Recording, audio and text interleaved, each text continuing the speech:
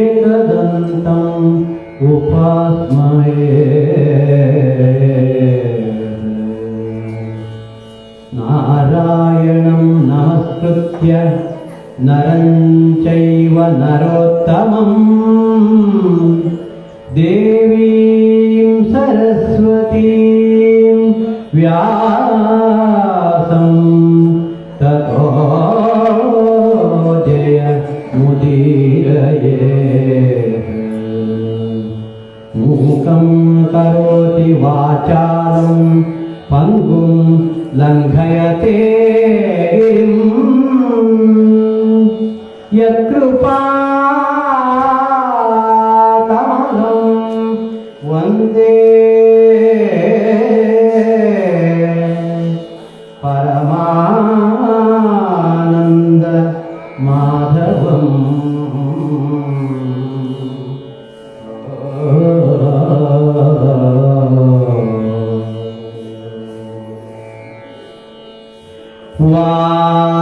वारिजासने सकलशास्त्र विचारदुद्भवे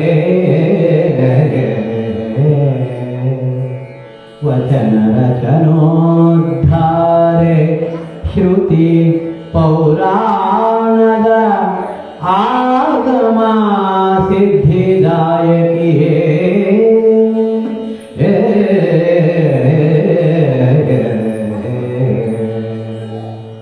शौरी सुरपति सकल मुनिजन सूरिಗಳಿಗೆ ಅನುಪಮದ ಯುವತಿಯೇ ಶಾರದೆಯೇ ನರ್ತಿಸುಗೆ ನಲಿದು ಒಲಿದು ಎನ್ನ ಜಿಹ್ವೆಯಲಿ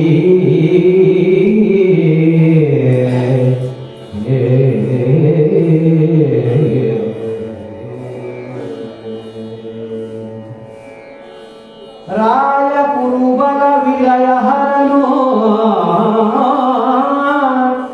ರಾಯ ಕುರುಬಲ ವಿಲಯ ಹರನು ಅಬುಜಾಯ ತಾಕ್ಷಿಯ ಸಲಹಿ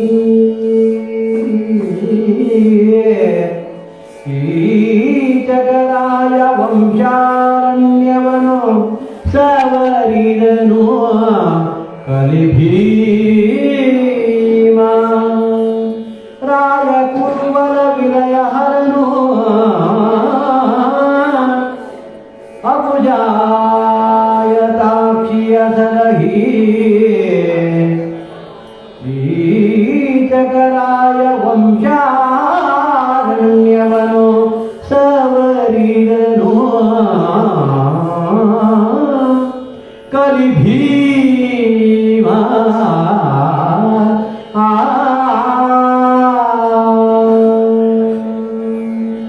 ಓಂಕಾರಂ ಬಿಂದು ಸಂಯುಕ್ತಂ ನಿತ್ಯಂ ಧ್ಯಾಯಂತಿ ಯೋಗಿನಃ ಕಾಮದಂ ಮೋಕ್ಷದಂ ಚೈವ ಓಂಕಾರಾಯ ನಮೋ ನಮಃ. ಚಂದ್ರಾರ್ಕ ಕೋಟಿ ಘಟಿತೋ ಜ್ವಲ ದಿವ್ಯ ಮೂರ್ತೆ ಶ್ರೀಚಂದ್ರಿಕಾ ಕಲಿತ ನಿರ್ಮಲ ಶುಭ್ರವಾಸೆ ಕಾಮಾರ್ತದೇಚ ಕಲಹಂಸ ಸಮಾಧಿರೂಢೆ ವಾಗೀಶ್ವರಿ ಪ್ರತಿದಿನಂ ಮಮ ರಕ್ಷದೇವಿ. ದೇವ ಗುರು ಶಾಸ್ತ್ರಗಳಿಗೆ ಅತ್ಯಂತ ಶ್ರದ್ಧಾ ಭಕ್ತಿಯಿಂದ ಕೈ ಮುಗಿದು ನಮಸ್ಕರಿಸಿ ಗುರು ಹಿರಿಯರಿಗೆ ವಂದಿಸಿ ಸ್ಥಳ ಸಾನ್ನಿಧ್ಯದಲ್ಲಿರುವ ತಾಯಿ ದುರ್ಗಾ ಪರಮೇಶ್ವರಿಯ ಪಾದಪದ್ಮಗಳಿಗೆ ಭಕ್ತಿಯಿಂದ ಪ್ರಣಾಮಗಳನ್ನು ಸಮರ್ಪಿಸಿ ಇಲ್ಲಿ ಸೇರಿದಂತಹ ಎಲ್ಲ ಸಜ್ಜನ ಬಂಧುಗಳಿಗೆ ನಮಸ್ಕಾರ. ಎಲ್ರಿಗೂ ನಮಸ್ಕಾರ.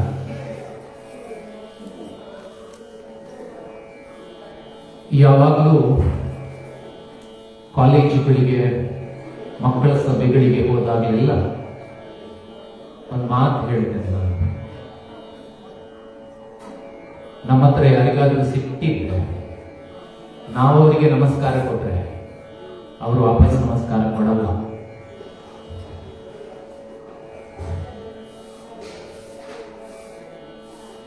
ಹಾಗಾಗಿ ಈಗ ನನ್ನ ಎದುರುಗಡೆ ಇರುವವರಿಗೆಲ್ಲ ನನ್ನ ಮೇಲೆ, ಹುಡುಗರ ಮೇಲೆ, ಕಲ್ಲೂರಾಯರ ಮೇಲೆ ಸಿಟ್ಟುಂಟೋ ಅಂತ ಒಂದು ಅನುಮಾನ. ಇಲ್ಲ, ಗೊತ್ತಿದೆ, ಸುಮ್ಮನೆ ತಮಾಷೆಗೆ ಹೇಳಿದೆ ಅಷ್ಟೇ. ಬಂಧುಗಳೇ, ಇವತ್ತು ಬೆಳ್ತಂಗಡಿಯ ಗಮಕ ಕಲಾ ಪರಿಷತ್ನವರು ಮನೆ ಮನೆ ಗಮಕ ಎನ್ನುವ ಶೀರ್ಷಿಕೆಯ ಅಡಿಯಲ್ಲಿ ಈ ಒಂದು ಸುಂದರವಾದಂತಹ ಕಾರ್ಯಕ್ರಮವನ್ನು ತಾಯಿ ದುರ್ಗಾ ಪರಮೇಶ್ವರಿಯ ಸನ್ನಿಧಿಯಲ್ಲಿ ಕಲ್ಲೂರಾಯರ ಸೇವಾರ್ಥ ರೂಪದಲ್ಲಿ ನಿಮ್ಮೆದುರು ಪ್ರಸ್ತುತಪಡಿಸ್ತಾ ಇದ್ದಾರೆ. ನನಗೆ ತುಂಬಾ ಸಂತೋಷ ಆಗೋದು, ಗಣೇಶ್ ಹುಡುಗರು ಇಡೀ ಕರ್ನಾಟಕದಲ್ಲಿ ಗಮಕ ಕಲೆಯಲ್ಲಿ ಬಹಳ ದೊಡ್ಡ ಹೆಸರು. ನಾನು ಮೊದಲ ಬಾರಿಗೆ ಅವರ ಪಕ್ಕದಲ್ಲಿ ಕೂತ್ಕೊಂಡು ಏನೋ 4 ಮಾತುಗಳನ್ನು ಆಡ್ತಕ್ಕಂಥ ಸಂದರ್ಭ ಬಂದಿದೆಯಲ್ಲ, ಆ ಸುಯೋಗಕ್ಕಾಗಿ ತುಂಬಾ ಸಂತೋಷ ಪಡ್ತೇನೆ. ಜೊತೆಗೆ ಈ ದಾರಿಯಲ್ಲಿ ಓಡಾಟ ಮಾಡಿದ್ದೇನೆ ಒಂದೆರಡು ಸಲ ಶ್ರೀಶೈಲದ ಕಡೆಗೆ. ಆದರೂ ಈ ಊರಿನಲ್ಲಿ ಮೊದಲ ಬಾರಿಗೆ ಬಂದು ನಿಮ್ಮೆಲ್ಲರ ಎದುರಲ್ಲಿ ಕೂತ್ಕೊಂಡು ನಾನು ಮಾತನಾಡ್ತಕ್ಕಂಥದ್ದು ಒಂದು ಸೌಭಾಗ್ಯ ಅಂತ ತಿಳ್ಕೊಳ್ತೇನೆ. ಅದಕ್ಕಾಗಿ ಈ ಒಂದು ಕಾರ್ಯಕ್ರಮವನ್ನು ಸಂಯೋಜನೆ ಮಾಡಿದ ಎಲ್ಲರಿಗೂ ಪ್ರಾರಂಭದಲ್ಲಿ ವಿಶೇಷವಾದಂತಹ ಕೃತಜ್ಞತೆಗಳನ್ನ ಸಲ್ಲಿಸ್ತೇನೆ. ಖುಷಿಯಾಯಿತು. ನನ್ನ ಮುಂದಿನ ವಾಕ್ಯ ಇದ್ದದ್ದೇ ನೀವೀಗ ಮಾಡಿದ ಒಂದು ಕ್ರಿಯೆಯ ಮೇಲೆ. ಯಾವಾಗಲೂ ಹೇಳ್ತೇನೆ ನಾನು, ಈ ತರದ ವಾತಾವರಣಕ್ಕೆ ಬಂದ್ರೆ ಅಲ್ಲಿ ಒಂದು ಕಡೆ ಬೋರ್ಡ್ ಹಾಕಿದ್ದಾರೆ, ಶರ್ಟು ಬನಿಯನ್ಗಳನ್ನು ತೆಗೆದು ಒಳಗೆ ಪ್ರವೇಶಿಸಿ ಅಂತ, ಹೊರಗಡೆ ಪಾದರಕ್ಷೆಗಳನ್ನು ಕಳಚಿಟ್ಟು ಒಳಗೆ ಬನ್ನಿ ಅಂತ. ಬಂದು ಸುಮಾರು 3/4 ಗಂಟೆ ಆಯ್ತು. ನಾನು ಹುಡುಕ್ತಾ ಇದ್ದೆ ಎಲ್ಲಾದ್ರೂ ಚಪ್ಪಾಳೆ ತಟ್ಟಬೇಡಿ ಅಂತ ಬೋರ್ಡ್ ಹಾಕಿದ್ದಾರ. ಹಾಕಿಲ್ಲ ಅಂತ ಗೊತ್ತಾಯ್ತು, ಯಾಕಂದ್ರೆ ಚಪ್ಪಾಳೆ ನೀವು ತಟ್ಬಿಟ್ರಿ. ತುಂಬಾ ಸಲ ಈ ತರದ ಕಾರ್ಯಕ್ರಮ ಮಾಡುವಾಗ ಒಬ್ಬ ಕಲಾವಿದರಿಗೆ ಚಪ್ಪಾಳೆಯ ಉತ್ಸಾಹ ಬೇಕಾಗ್ತದೆ, ನಿಮ್ಮ ಬೆಂಬಲ ಬೇಕಾಗ್ತದೆ. ಅದನ್ನು ನಾವು ಕೇಳಿ ಪಡೆಯುವುದಿಲ್ಲ. ಆದರೆ ಚಪ್ಪಾಳೆ ತಟ್ಟುವುದಕ್ಕೆ ಈ ವಾತಾವರಣದಲ್ಲಿ ಆಕ್ಷೇಪ ಏನು ಇಲ್ಲ ಎನ್ನುವುದನ್ನು ನೆನಪು ಮಾಡಿಕೊಟ್ಟು ನಮ್ಮ ಕಾರ್ಯಕ್ರಮಕ್ಕೆ ಮುಂದಕ್ಕೆ ಹೋಗ್ತಾ ಇದ್ದಾರೆ.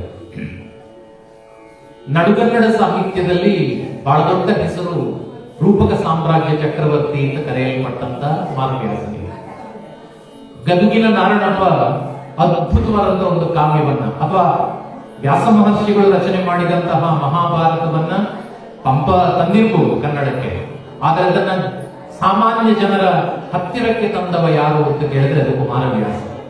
ಕರ್ನಾಟಕ ಭಾರತ ಕಥಾಮಂಜರಿಯನ್ನು ತನ್ನ ಕಾವ್ಯದ ಮೂಲಕ ಈ ಮಹಾಭಾರತವನ್ನ ಕನ್ನಡಿಗರಿಗೆ ಆಪ್ಯಾಯಮಾನ ಮಾಡಿದ ಒಬ್ಬ ಶ್ರೇಷ್ಠ ಕವಿ.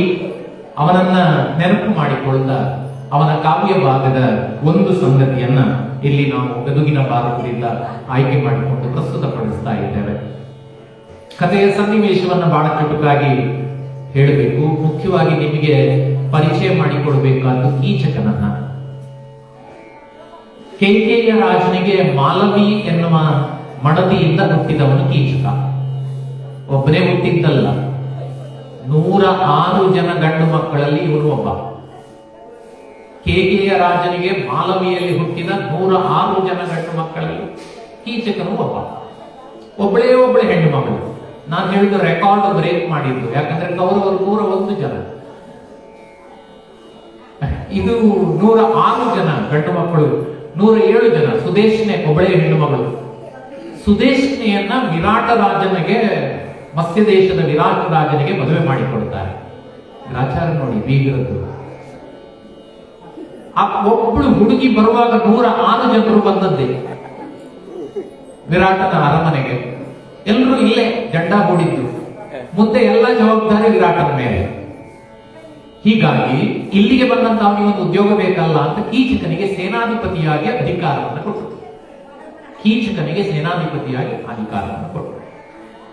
ಕೀಚಕ ಯಾರು ಅಂತ ನೀವು ಹುಡುಕ್ತಾ ಹೋದ್ರೆ ಬಾಣಾಸುರನ ಒಂದು ಅಂಶದಿಂದ ಹುಟ್ಟಿದವನು ಅಂತ ಪುರಾಣ ನಾಮ ಚೂಡಾಮಣಿ ಹೇಳ್ತದೆ.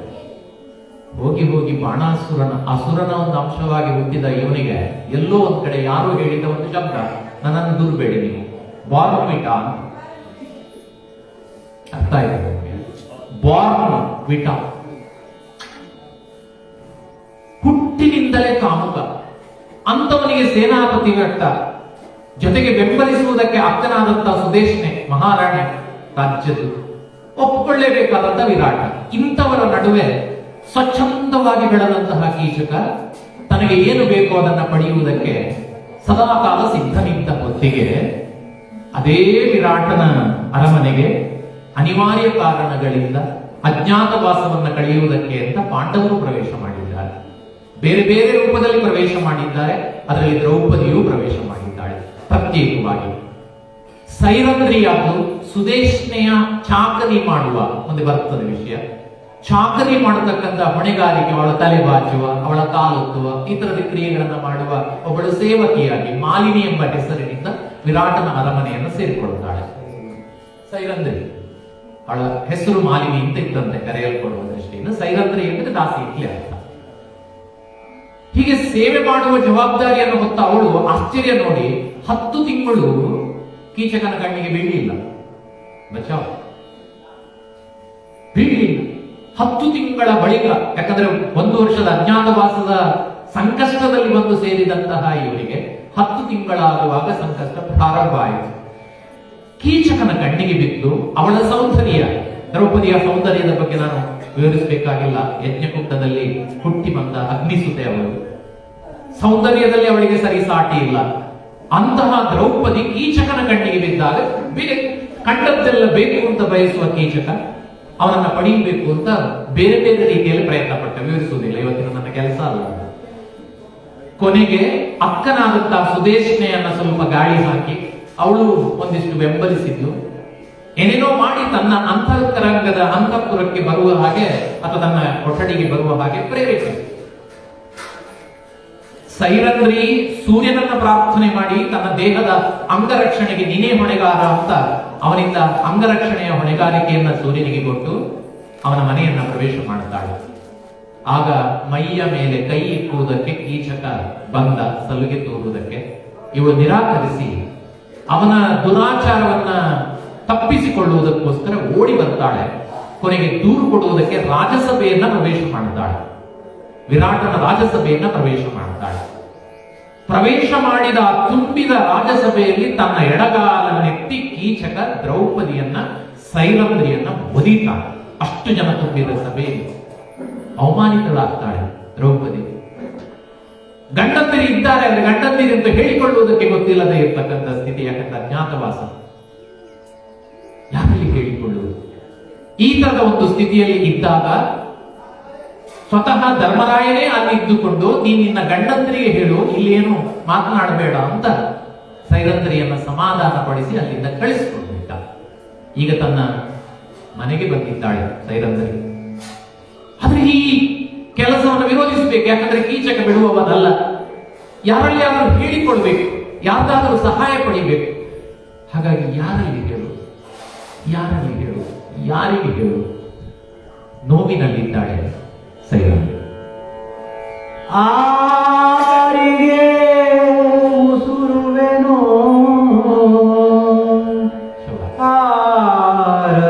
ಆರಸಾರುವೆನೋ,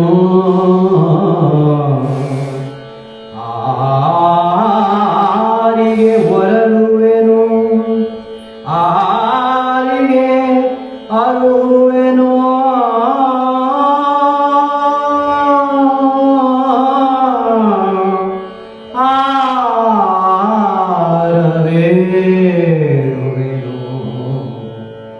ಅಕಟ ಅಕಟ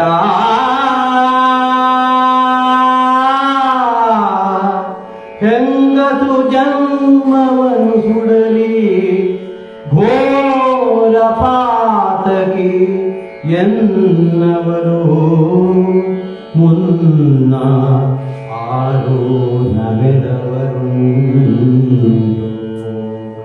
ಮರಣವು ಬಾರಲು ಮರಣವು ಬಾರದೆ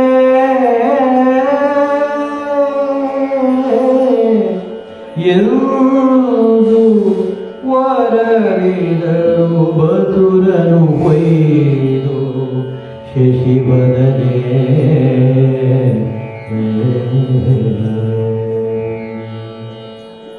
ಜೀವನದಲ್ಲಿ ಸುಖ ಮತ್ತು ದುಃಖ ಎಲ್ರಿಗೂ ಇದ್ದದ್ದೇ.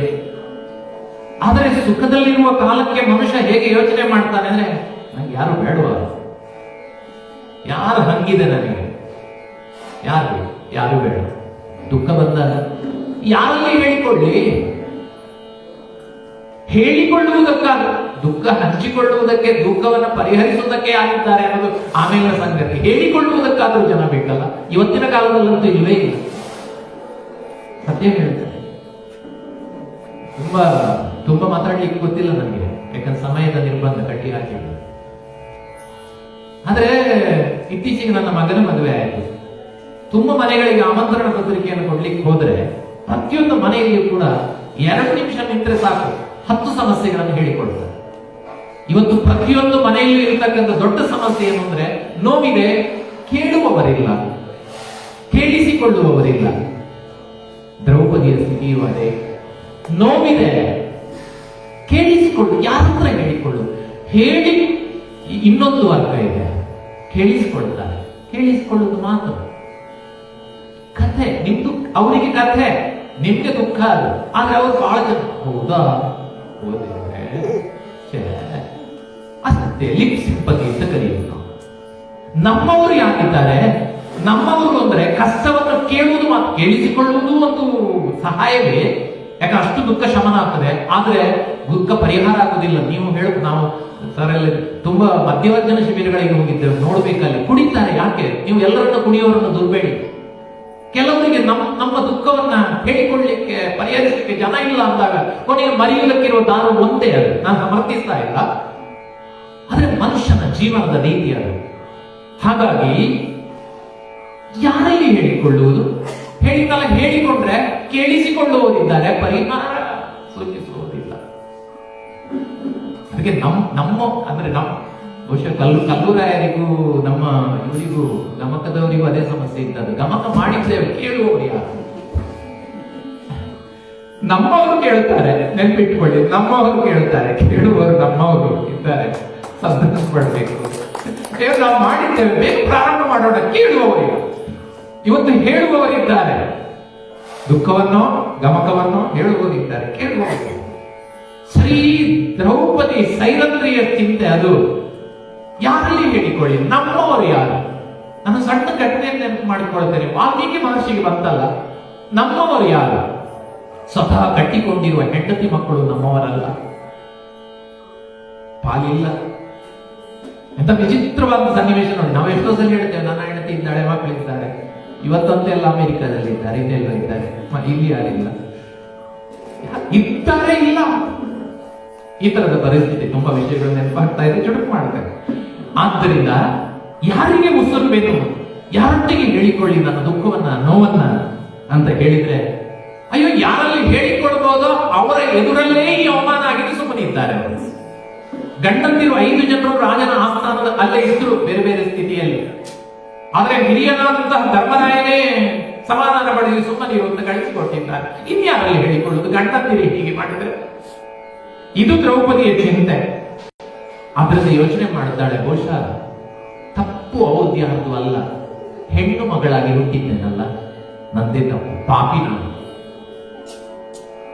ನನ್ಗೆ ಈ ವಾಕ್ಯವನ್ನು ಓದುವಾಗ ತಟ್ಟನೆ ನೆನಪಾದದ್ದು, ಗರ್ಭಿಣಿಯಾದಂತಹ ಸೀತೆಯನ್ನ ಕಾಡಿನಲ್ಲಿ ಬಿಟ್ಟು ಬಂದಾಗ ಆ ಸನ್ನಿವೇಶ ಓದಿ ನೀವು ಒಂದು ಹೆಣ್ಣಿನ ಭಾವನೆಗಳು ಏನು ಅನ್ನೋದನ್ನ ಲಕ್ಷ್ಮೀಶ ಜೈಮಿನಿ ಭಾರತದಲ್ಲಿ ಅದ್ಭುತವಾಗಿ ಪ್ರಸ್ತುತಪಡಿಸ್ತಾನೆ.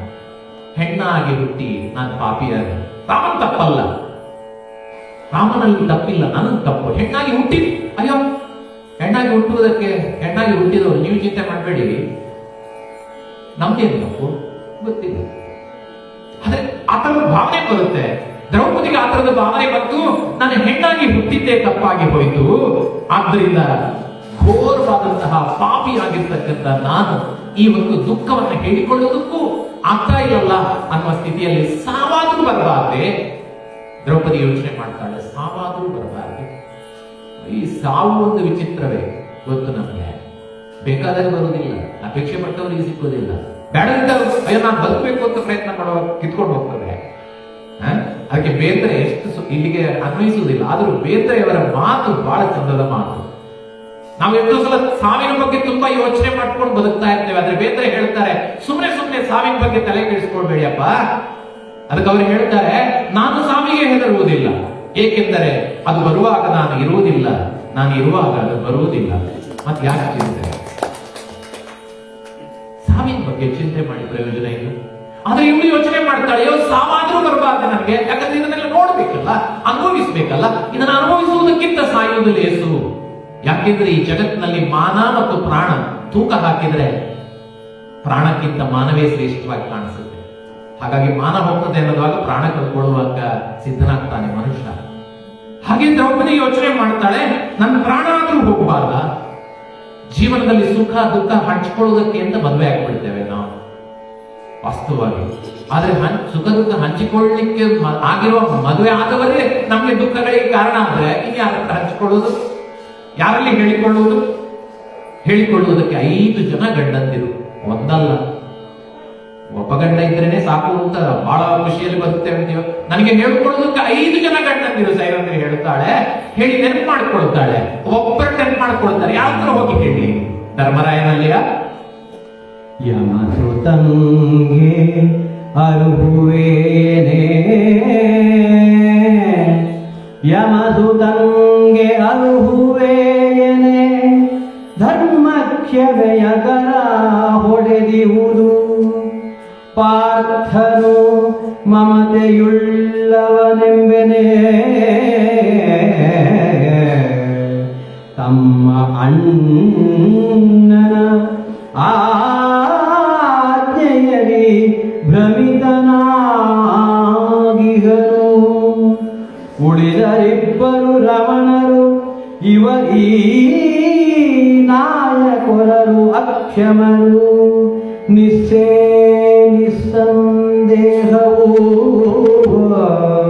ನಿಸ್ಸಂದೇಹವು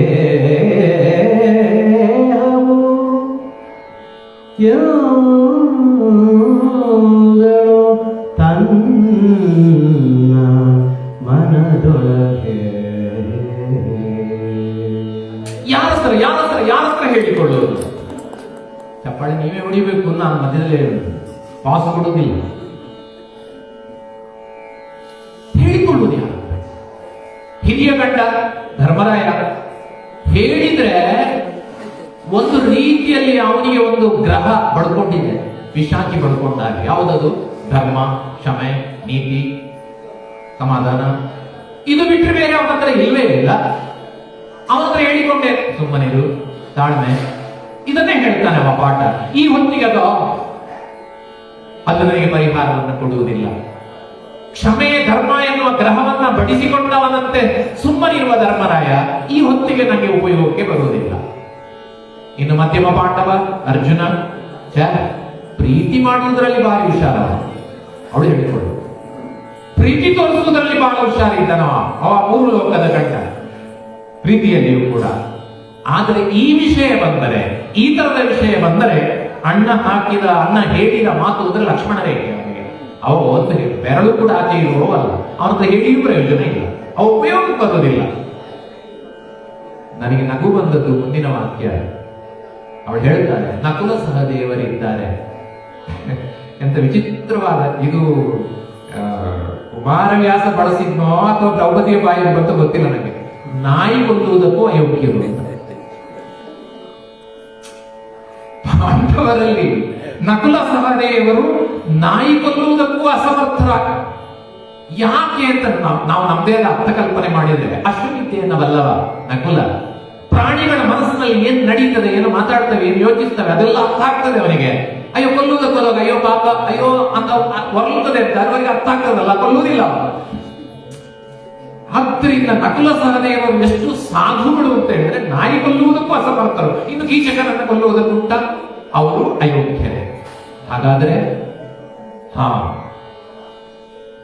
ಒಬ್ಬ ಇದ್ದಾನೆ ಗಂಡು, ಊಟ ಸ್ವಲ್ಪ ಜಾಸ್ತಿ ಬೇಕು ಅವನಿಗೆ. ಕೃಷ್ಣನೇ ಅಕ್ಷಯ ಪಾತ್ರೆಯನ್ನು ಕೊಟ್ಟಾಗ ಅರ್ಧ ಭಾಗ ಭೀಮನಿಗೆ ತೆಗೆದಿಡು ಅಂತ ಸೂಚಿಸಿದವ ಊಟದಲ್ಲಿ. ಆದರೆ ಊಟಕ್ಕಷ್ಟೇ ಭೀಮನಲ್ಲ, ಪರಿಸ್ಥಿತಿ ಬಂದರೆ ಎಂತವರನ್ನು ಯಾರನ್ನು ಎದುರಿಸಬಲ್ಲಂತಹ ದಮ್ ಇರತಕ್ಕಂತಹ ಗಂಡ ಇದ್ರೆ ಅದು ಅವನೇ. ಹಾಗಾಗಿ ಈಗ ಅವನಲ್ಲಿಗೆ ಹೋಗಬೇಕು ಅಂತ ಯೋಚನೆ ಮಾಡ್ತಾರೆ. ಎಲ್ಲರೊಳು ಕಲಿ ಭೀಮನೇ ಮಿಡುಕುಳ್ಳ ಗಂಡನು, ಹಾಡಿ ಹರಿವಗೆ ನಿಲ್ಲದೆ ಅಂಗೈಸುವನು.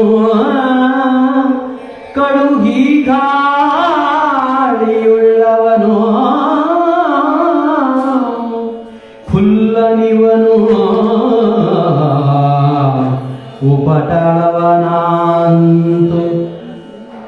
ಆತಂಗೆ ಎಲ್ಲವನು ಹೇಳುವೆನು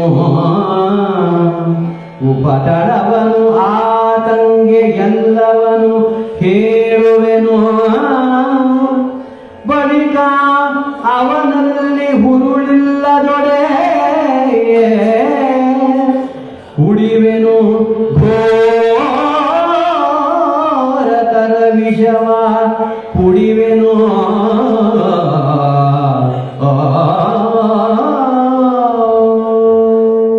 ಇದ್ದರೆ ಗಂಡು ಅಂತ ಒಬ್ಬ ಇರುವವನು ನನ್ನ ಗಂಡಂದಿರಲ್ಲಿ ಅದು ಭೀಮಸೇನ. ಹೇಳುವುದಿದ್ರೆ ಅವನಲ್ಲಿ ಹೇಳಿಕೊಳ್ಬೇಕು. ಯಾಕೆ? ಅವ ಊಟ ಇತ್ಯಾದಿಗಳ ವಿಷಯದಲ್ಲಿ ಸ್ವಾರ್ಥಿ ಆಗಿರ್ಬೋದು, ಉಳಿದ ವಿಷಯದಲ್ಲಿ ಅವನ ಬಗ್ಗೆ ಅವ ಯೋಚಿಸುವುದೇ ಇಲ್ಲ, ಬೇರೆಯವರ ಬಗ್ಗೆ ಯೋಚಿಸುವುದವ. ಹಾಗಾಗಿ ಭೀಮನಲ್ಲಿ ಹೇಳಿದರೆ ನನ್ನ ಕೆಲಸವಾದೀತು, ಅವನಲ್ಲಿಗೆ ಹೋಗಬೇಕು. ದುಃಖ ದುಮ್ಮಾನಗಳನ್ನೇನಾದರೂ ಹಂಚಿಕೊಳ್ಳುವುದಿದ್ರೆ ಅವನಲ್ಲಿ ಹಂಚಿಕೊಳ್ಬೇಕು. ಯಾಕೆ? ಅವತ್ತಿನ ಉದಾಹರಣೆಯೇ ಇದೆ.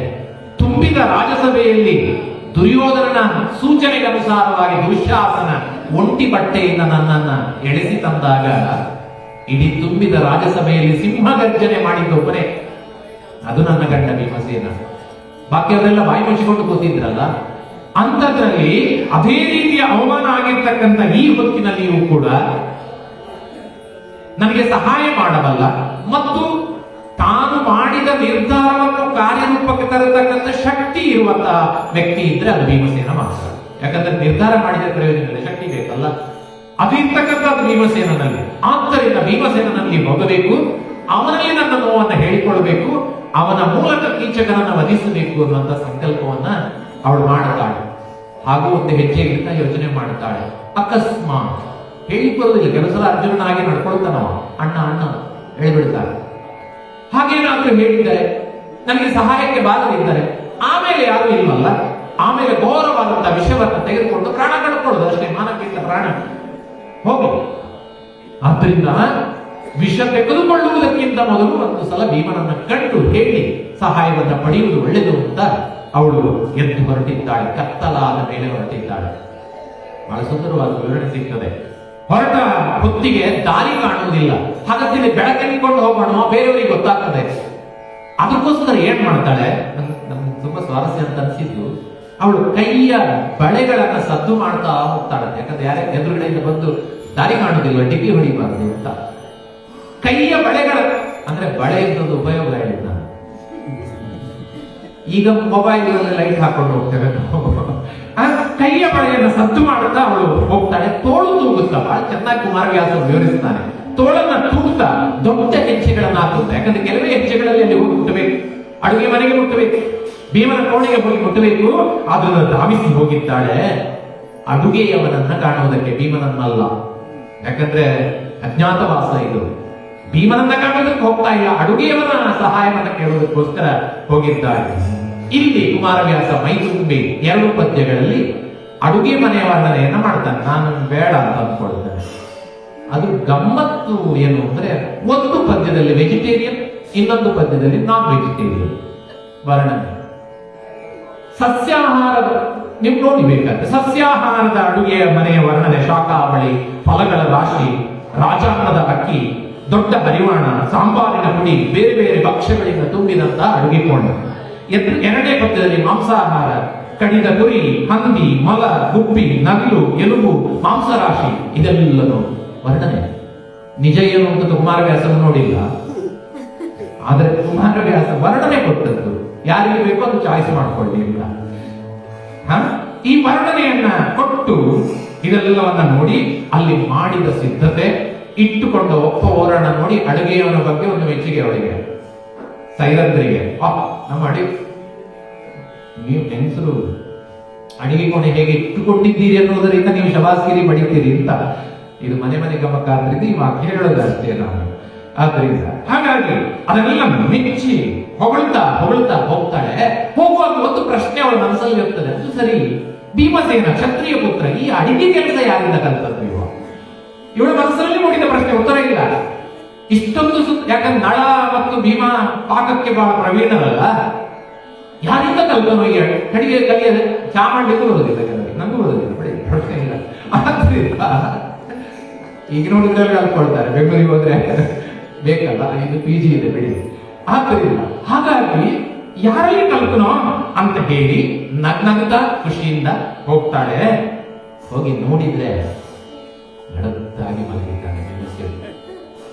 ಬಹಳ ನಿದ್ರಾ ಭಾರದಿಂದ ಮಲಗಿದ್ದ ಅವನನ್ನ ಎಬ್ಬಿಸಬೇಕು.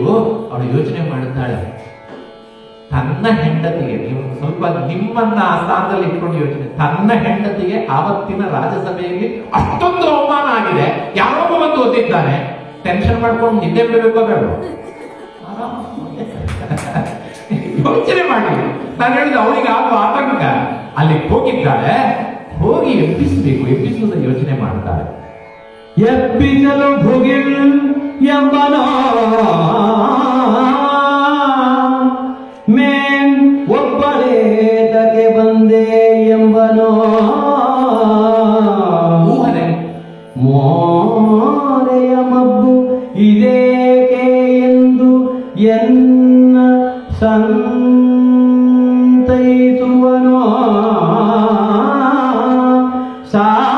ಸಾಮದರಿ ಮೋರೆಯ ಮಬ್ಬು ಇದೇಕೆ ಎಂದು ಎನ್ನ ಸಂತೈಸುವನೋ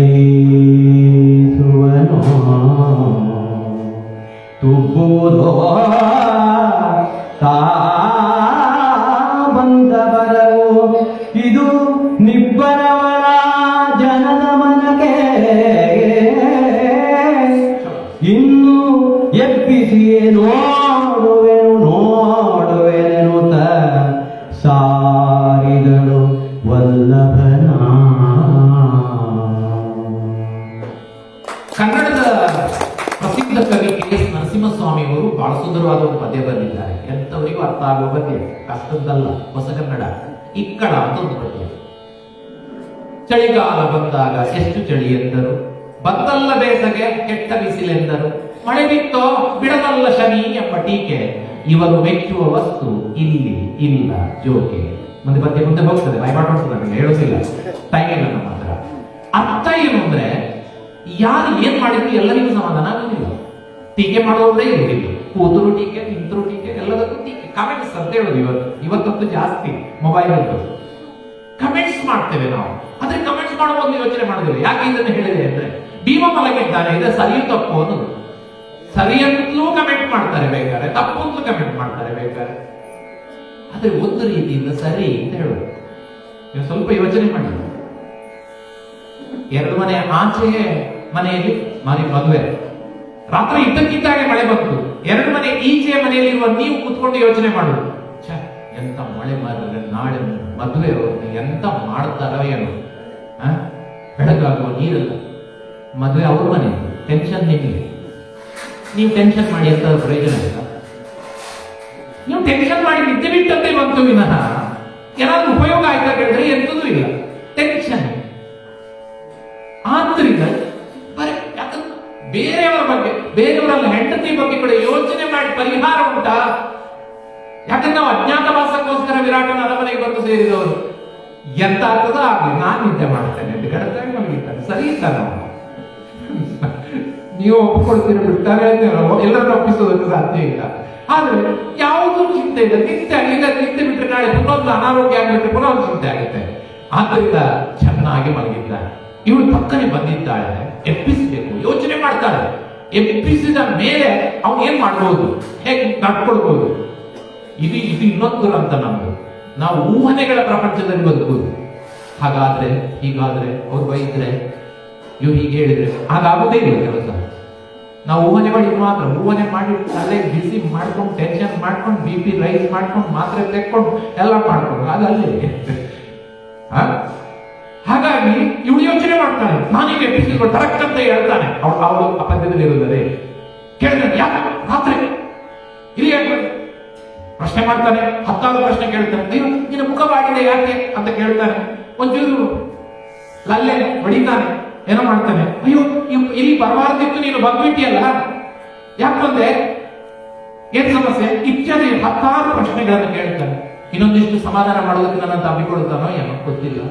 ಹೀಗೆಲ್ಲ ಊಹನೆ ಮಾಡಿ, ಅಯ್ಯೋ ನಿಂತ್ಕೊಂಡು ಊಹನೆ ಯಾಕೆ ಮಾಡೋದು, ಎಬ್ಬಿಸಿ ನೋಡೋಣ.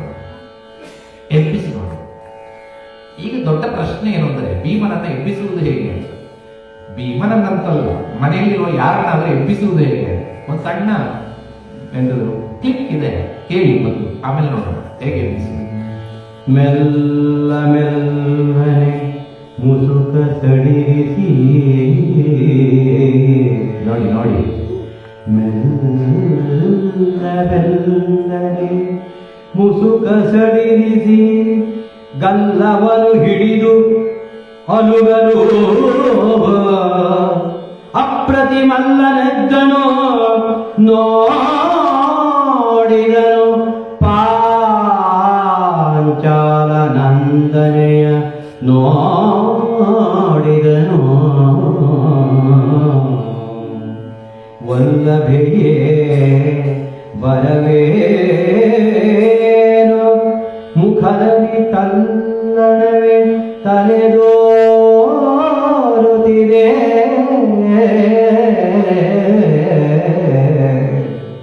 ಮುಖದಲ್ಲಿ ತಲ್ಲಣವೇ ತಲೆದೋರುತ್ತಿದೆ ತಳುವಿಲ್ಲದೆ ಉಸುರು ಇರುಳೇಕೆ ಬಂದೆ ಲತಾಂಗಿ ಹೇಳು ಹೇಳು ಹೇಳಂದ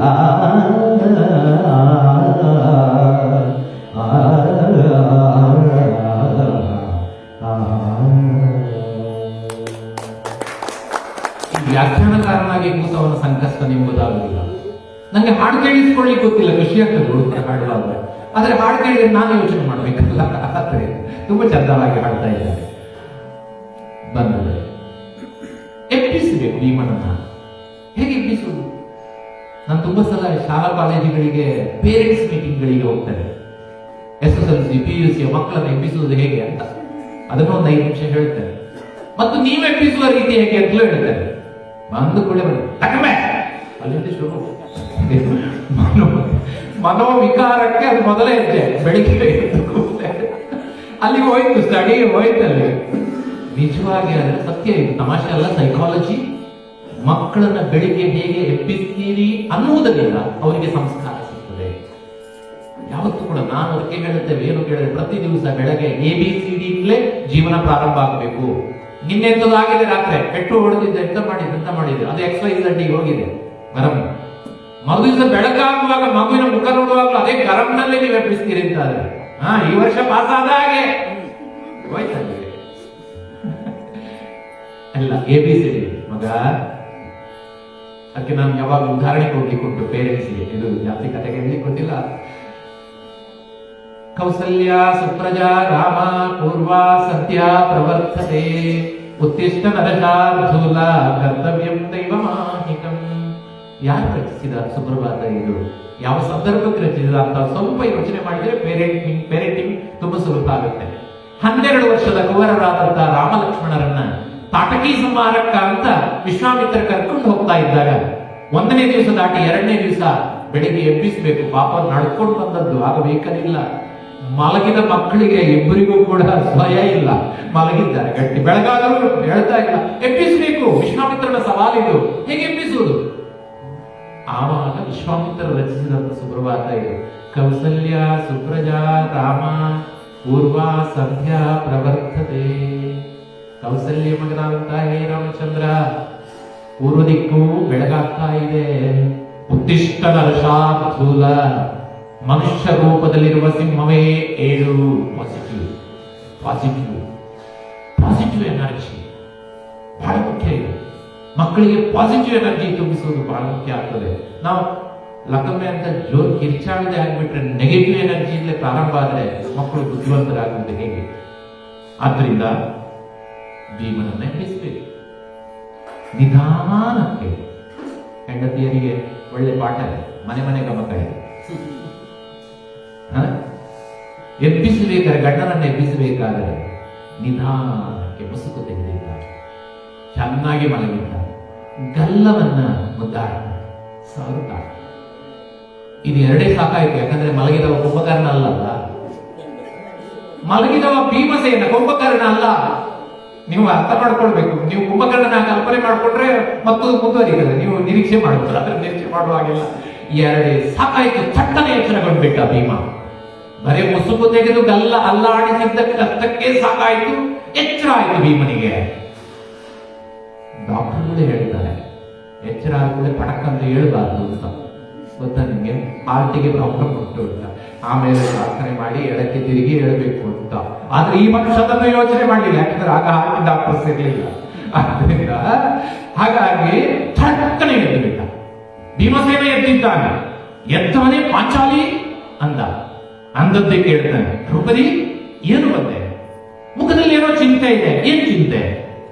ಬಂದದ್ದು ರಾತ್ರಿ ಹೊತ್ತಿನಲ್ಲಿ, ಹಗಲಲ್ಲ.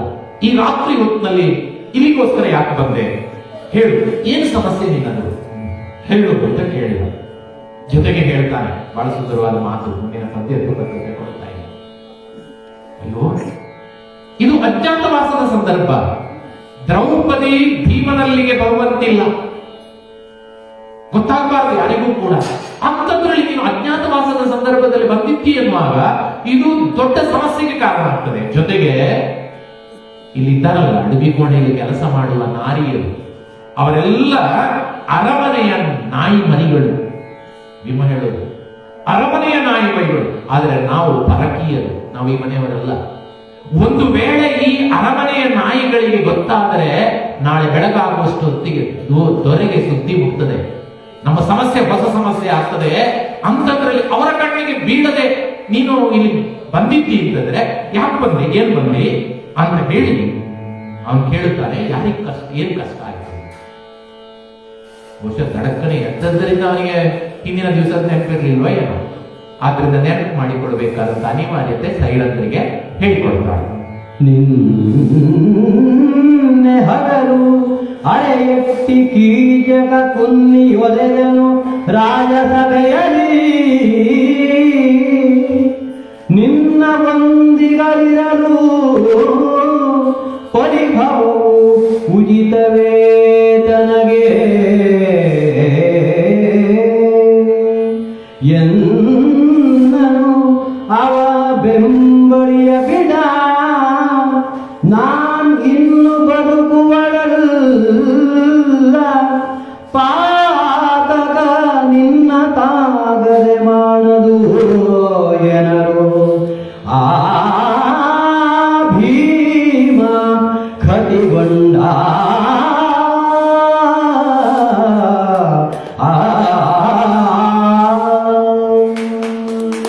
ಅಯ್ಯೋ, ನನ್ನ ಸಂಕಷ್ಟವನ್ನ ಯಾರಲ್ಲಿ ಅಂತ ಹೇಳಿಕೊಳ್ಳಿ ನಾನು. ಸೈರಂದ್ರಿ ಹೇಳುತ್ತಾಳೆ, ಅದು ಹೇಳುತ್ತೇನೆ, ಹೇಳಬೇಕು. ಯಾಕಂದ್ರೆ ನಿನ್ನ ಹತ್ರ ಅಲ್ಲದೆ ಬೇರೆ ಯಾರ ಹೇಳ್ಕೊಳ್ಳಿ. ನಿನ್ನ ರಾಜ್ಯಸಭೆಯಲ್ಲಿ ನಡೆದ ಘಟನೆ, ತುಂಬಿದ ರಾಜ್ಯಸಭೆಯಲ್ಲಿ ಅಷ್ಟು ಜನ ಕುಳಿತಿದ್ದ, ಯೋಗ್ಯರು ಕುಳಿತಿರ್ತಕ್ಕಂಥ ರಾಜ್ಯಸಭೆಯಲ್ಲಿ ತನ್ನ ಕಾಲನ್ನೆತ್ತಿ ನನ್ನನ್ನು ಒದೆದ ಅಂದ್ರೆ ಅವಮಾನ ನನಗ, ನಿಮ್ಗಲ್ವಾ? ನಿಮ್ಮ 5 ಜನ ಗಂಡಂದಿರ ಹೆಂಡತಿಯಾಗಿರ್ತಕ್ಕಂಥ ಈ ದ್ರೌಪದಿಗೆ ಯಾರಾದ್ರೂ ಒಬ್ರು ಒದೀತಾರೆ ಅಂದ್ರೆ ಅದು ಗಂಡಂದಿರಿಗಾಗಿರ್ತಕ್ಕಂಥ ಅವಮಾನ ಅಲ್ವಾ? ಈ ಅವಮಾನವನ್ನು ಸಹಿಸಿಕೊಂಡು ನಾನು ಹೇಗೆ ಬದುಕುವುದಕ್ಕೆ ಸಾಧ್ಯ? ಆದ್ದರಿಂದ ಅವನಂತೂ ಇವತ್ತು ಒದ್ದಿದ್ದಾನೆ, ಇಲ್ಲಿಗೆ ಮುಕ್ತಾಯ ಅಲ್ಲ. ಯಾಕಂದ್ರೆ ಅವ ಕೀಚಕ, ಹಾಗಾಗಿ ಅವನು ನನ್ನನ್ನು ಬಿಡುವವನಲ್ಲ. ನಾನು ನಾಳೆ ಈ ಅರಮನೆಯಲ್ಲಿ ಬದುಕುವುದು ಹೇಗೆ? ಹಾಗಾಗಿ ಈಗ ಆಗಿರುವ ಅವಮಾನ, ಅದರಲ್ಲಿ ತುಂಬಿದ ನಮ್ಮ ಮಾಸ್ಟರ್ಗಳಿಗೆಲ್ಲ ಚೆನ್ನಾಗಿ ಅನುಭವ ಇದೆ. ಈ ಮಕ್ಕಳಿಗೆ ಸ್ಟಾಫ್ ರೂಮ್ ಅಲ್ಲಿ ಪ್ರತ್ಯೇಕ ಕರೆದು ಒಬ್ಬರಿಗೆ ಬೈದ್ರೆ ಏನ್ ತೊಂದರೆ ಇಲ್ಲ, ಸರಿಯಾಗ್ತದೆ. ಕ್ಲಾಸಲ್ಲಿ ಬೈದ್ರೆ, ಅದರಲ್ಲಿ ಕಾಲೇಜಲ್ಲಿ ಅಂತ ಕೇಳಬೇಡಿ, ಲೆಕ್ಚರರ್ಸ್ಗೆ ಕೊಡುವರ ಮರವೇ ಇದ್ದಾರೆ. 10 ಜನರ ಎದುರು, ಅದು ಹುಡುಗರಿಗೆ ಹುಡುಗಿಯರ ಎದುರುಗಡೆ, ಹುಡುಗಿಯರಿಗೆ ಹುಡುಗರ ಎದುರುಗಡೆ ಬೈದ್ರೆ ಭಾರಿ ಶೇಪ್. ಬೈಬೋದು ನೀವು, ಎಲ್ಲಿ ಬೈಬೇಕು ಅದು ಮುಖ್ಯ. ಆದ್ರೆ ಇವಳೇ ಹೇಳುವುದು ಅದನ್ನೇ. ಯಾಕಂದ್ರೆ ಅವಮಾನದ ಕೀಚಕ ಒದದ್ದು ಯಾವುದೋ ಕೋಣೆಯ ಒಳಗೆ ಅಲ್ಲಲ್ಲ, ರಾಜ್ಯಸಭೆಯಲ್ಲಿ ಆದ ಅವಮಾನ. ಇದು ನಿಮಗೆ ಸರಿ ತಂದಿತ್ತಲ್ಲ, ಇದನ್ನು ನೀನು ಒಪ್ಪಿಕೊಳ್ಳುವವರೇ. ಆದ್ದರಿಂದ ಈ ಅವಮಾನವನ್ನು ಸಹಿಸಿಕೊಳ್ಳುವುದೆಲ್ಲ ನನಗೆ ಸಾಯಬೇಕು ಅಂತ ಅನಿಸಿದೆ. ಸತ್ತರೆ ನಿಮಗೆ ಖುಷಿ ಆಗುತ್ತಾ ಅಂತ ಭೀಮಸೇನನಿಗೆ ಕೇಳಿದ್ರೆ ಒಂದ್ಸಲ ಪದ್ಯ ಕುಮಾರವ್ಯಾಸ ಚೆನ್ನಾಗಿ ಹೇಳ್ತಾರೆ, ಒಂದ್ಸಲ ಒಳಗಡೆಯಿಂದ ಸಿಟ್ಟು ಒದೆದು ಬರ್ತಂತೆ. ಆದ್ರೆ ಇಲ್ಲಿಗೆ ನಿಂತಿದೆ. ಯಾಕೆ? ಪರಿಸ್ಥಿತಿ ಗೊತ್ತಿರಬೇಕಲ್ಲ. ಸಿಟ್ಟು ಮಾಡಿಕೊಂಡು ಏನ್ ಒಂದು ಕ್ಷಣ ಸಿಟ್ಟಿಗೆ ಒಳಗಾದಂತಹ ಭೀಮಸೇನ ಮತ್ತೆ ಯೋಚಿಸಿ ಹೇಳ್ತಾನೆ, ಹೌದು, ಅದನ್ನ ನೀನು ನನ್ನ ಹತ್ರ ಯಾಕೆ ಹೇಳುದು? ಇದ್ದಾರಲ್ಲ ಅಲ್ಲಲ್ವಾ, ನನ್ಗೆ ನೀವು ವಿವರಣೆ ಕೊಡಿ. ಒಂದು ರೀತಿಯಲ್ಲಿ ನನ್ನನ್ನು ಗಟ್ಟಿಗೆ ಹಾಕಿದ್ದೀರಿ ಇಲ್ಲಿ ಸಮಯ ಹೇಳಿ, ಇಲ್ಲಿ ಕಷ್ಟ. ಯೋಚನೆ ಮಾಡಿ, ಅವನ ಮಾತಿನಲ್ಲಿ ಅವನು ಎರಡು ವಾಕ್ಯಗಳನ್ನು ಹೇಳುತ್ತಾನೆ, ಬಹಳ ಅದ್ಭುತವಾದಂತಹ ವಾಕ್ಯಗಳನ್ನು ಹೇಳ್ತಾನೆ. ಒಂದು, ಈ ಪಾಲುಗಾರಿಕೆಯ ಗಂಡತನ ಪಾಲು, ನಿಮ್ ಸರಿ ನೆನಪು ಮಾಡ್ಕೊಳ್ಳಿ, ದ್ರೌಪದಿ 5 ಜನರಿಗೆ ಪಾಲು. ಈ ಪಾಲುಗಾರಿಕೆಯ ಗಂಡತನ ಬಹಳ ಕೆಟ್ಟದು ಅಂತ. ಯಾಕೆಂದ್ರೆ ಈಗ ಕಷ್ಟ ಬಂದಾಗ ಒಬ್ಬನೇ ಗಂಡಲ್ಲ, ಕಷ್ಟವನ್ನು ಪಾಲುಗಾರಿಕೆ ಮಾಡಬೇಕಲ್ಲ. ಒಂದು, ಎರಡನೇದ್ದು, ಈಗ ಇವಳನ್ನ ರಕ್ಷಿಸುವುದಕ್ಕೆ ಅಂತ ಎಲ್ಲರೂ ತಡಕಂತ ಎದ್ದು ಹೋದ್ರೆ ನಿಮ್ಗೆ ಯಾರು ಹೇಳಿದ್ರು ನಾವು ಗಂಡಂದಿರಲ್ವ ಅಂತ ಕೇಳಿದ್ರೆ? ಇದು ಭೀಮನ ಯೋಚನೆ. ಆದ್ರಿಂದ ಭೀಮಸೇನ ಹೇಳಿದ, ಇದ್ದಾರಲ್ಲ ಜೊತೆಗೆ ಈಗ ನನ್ನ ಸರದಿ ಅಲ್ಲ, ಸರದಿ ಉಂಟಲ್ಲ 2 ವರ್ಷ. ಭೀಮ ಹೇಳಿದ, ಈಗ ನನ್ನ ಸರದಿ ಅಲ್ಲ, ಆದ್ರಿಂದ ಹೋಗು, ಇದ್ದಾರಲ್ಲ ಗಂಡಂದಿರು, ಹೇಳು ಅವರಲ್ಲಿ ಅಂದ. ಅವಳು ಹೇಳಿದ್ದು ದ್ರೌಪದಿ, ರಮಣ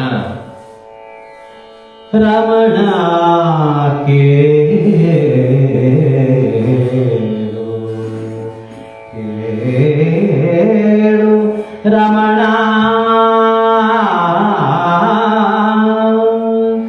ಉಳಿದವರು ತನ್ನನ್ನು ರವಿಸುವರು,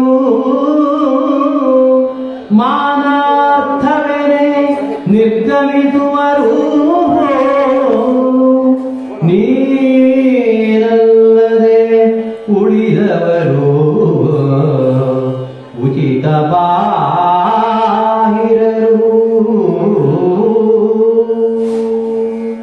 ಮಮತೆಯಲಿ ನೀನು ಚಿತ್ತದ ಸಮತೆಯನ್ನು ಬೀಪೊದು, ಕುಠಾರನ ಯಮನ ಕಾಣಿಸಿ ಕರುಣಿಸು, ಕುಠಾರ ಯಮನ ಕಾಣಿಸಿ ಕರುಣಿಸು ಎಂದಳು ಕಾಂತೆ, ಕೈ ಮುಗಿದೆಂದಳು. ಉಳಿದವರ ಬಳಿಗೆ ಹೋಗಿ ಹೇಳು ಅಂತ ಭೀಮಸೇನ ಹೇಳಿದ್ರೆ ದ್ರೌಪದಿ ಹೇಳ್ತಾಳೆ, ಹೌದು ಧರ್ಮಜನಲ್ಲಿಗೆ ಹೋಗಬಹುದು, ಅರ್ಜುನನಲ್ಲಿಗೂ ಹೋಗಬಹುದು, ನಕುಲ ಸಹದೇವರಲ್ಲಿಗೂ ಹೋಗಬಹುದು, ಆದ್ರೆ ನೀನಿದ್ದ ಪ್ರದೇಶಕ್ಕೆ ನಿನ್ನಲ್ಲಿಗೆ ಯಾಕೆ ಬಂದೆ ಕೇಳಿದ್ರೆ, ಅವರಲ್ಲಿಗೆ ಹೋದರೆ ಮಾತನಾಡಿಸ್ತಾರೆ, ನನ್ನ ದುಃಖವನ್ನು ಕೇಳುತ್ತಾರೆ, ರಮಿಸಿ ಕಳಿಸ್ತಾರೆ. ಈ ಮನೆಯಲ್ಲಿ ಚಿಕ್ಕ ಮಕ್ಕಳು ಅಮ್ಮನಿಗಿಂತ ಅಜ್ಜಿದ್ದಲ್ಲಿ ಓಡುವುದೇ ಜಾಸ್ತಿ. ಸರಿ ಇರ್ಲಿ ತಪ್ಪಲಿ, ಯಾಕೆ ರಮಿಸಿ ಕಳಿಸ್ತಾರೆ, ಬಾ ಲೆತ್ತಾರೆ, ರಮಿಸಿ ಕಳಿಸ್ತಾರೆ. ಹಾಗೆ ಪಾಂಡವರು ಯಾರು 4 ಜನ ಇದ್ದಾರೆ, ರಮಿಸಿ ಕಳಿಸ್ತಾರೆ. ಆದ್ದರಿಂದ ನನ್ನ ಕಷ್ಟ ಕಾಲದಲ್ಲಿ ನೆರವಿಗೆ ಬರುವವನಿದ್ದರೆ ಅವನು ಭೀಮಸೇನ ಮಾತ್ರ ಅಂತ ನನಗೆ ಗೊತ್ತಿದೆ. ಆದ್ದರಿಂದ ನಿನ್ನ ಬಳಿಗೆ ಬಂದಿದ್ದೇನೆ, ಯಾಕಂದ್ರೆ ಉಳಿದವರು ಉಪಯೋಗಕ್ಕೆ ಬರುವವರಲ್ಲ ಅಂದ್ರೆ ಅವ್ರು ಹೇಳಿದ. ಇನ್ನೊಮ್ಮೆ ದ್ರೌಪದಿ ಹೇಳ್ತಾಳೆ, ನೋಡು ಒಂದ್ಸಲ ನನ್ನ ಮುಖ ನೋಡು, ಎಲ್ಲರಂತೆ ನಾನು ಅಂತ ಹೇಳ್ಬೇಡ, ಯೋಚಿಸ್ಬೇಡ. ನನಗೆ ಭೀಮಸೇನ ಎಲ್ಲರಂತಲ್ಲ, ಭೀಮಸೇನನೇ, ಅವನಿಗಿರುವ ಜಾಗ ಬೇರೆ, ಅಸ್ತಿತ್ವ ಬೇರೆ. ಆದ್ದರಿಂದ ಎಲ್ಲರಂತಲ್ಲ ನೀನು, ಸಂದರ್ಭ ಬಂದರೆ ಶತ್ರುಗಳಿಗೆ ಯಮನಾಗುವೆ ನೀನು ಎನ್ನುವ ವಿಶ್ವಾಸದಿಂದ ನಿನ್ನ ಬಳಿಗೆ ಬಂದಿದ್ದೇನೆ. ಆ ವಿಶ್ವಾಸ ಇಟ್ಕೊಂಡು ಬಂದಿದ್ದೇನೆ. ಹಾಗಾಗಿ ನನ್ನ ಗೌರವ ಅದು ನಿನ್ನ ಗೌರವ, ಅದನ್ನು ಉಳಿಸಿಕೊಡುವ ಜವಾಬ್ದಾರಿ ನಿನ್ನದು ಅನ್ನೋ ದೃಷ್ಟಿಯಿಂದ ನಿನ್ನಲ್ಲಿರುವ ಯಮತ್ವವನ್ನು ಜಾಗೃತಗೊಳಿಸಿಕೊಂಡು ನನ್ನನ್ನು ಕಾಪಾಡು ಅಂತ ಕೈ ಮುಗಿದು ಬೇಡಿಕೊಳ್ತಾಳೆ. ಒಂದು ಮಾತು ಹೇಳಿದ ಭೀಮ ತಕ್ಷಣ, ಓಹೋ ಜಗಳಕ್ಕೆ ನಾನು ರಮಿಸುವುದಕ್ಕೆ ಅವರು ಅಲ್ವ. ಭೀಮಸೇನನ ಮಾತು ರಮಿಸುವುದಕ್ಕೆ ಬೇಕಾದ್ರೆ ಉಳಿದ 4 ಜನ, ಹೋರಾಟ ಇದೆ, ಹೊಡೆದಾಟ ಇದೆ ಅಂದ್ರೆ ಅದಕ್ಕೆ ಭೀಮಸೇನ, ಪೆಟ್ಟು ತಿನ್ನುವುದಕ್ಕೆ ನಾನು, ಪ್ರೀತಿ ಮಾಡೋದಕ್ಕೆ ಅವರು.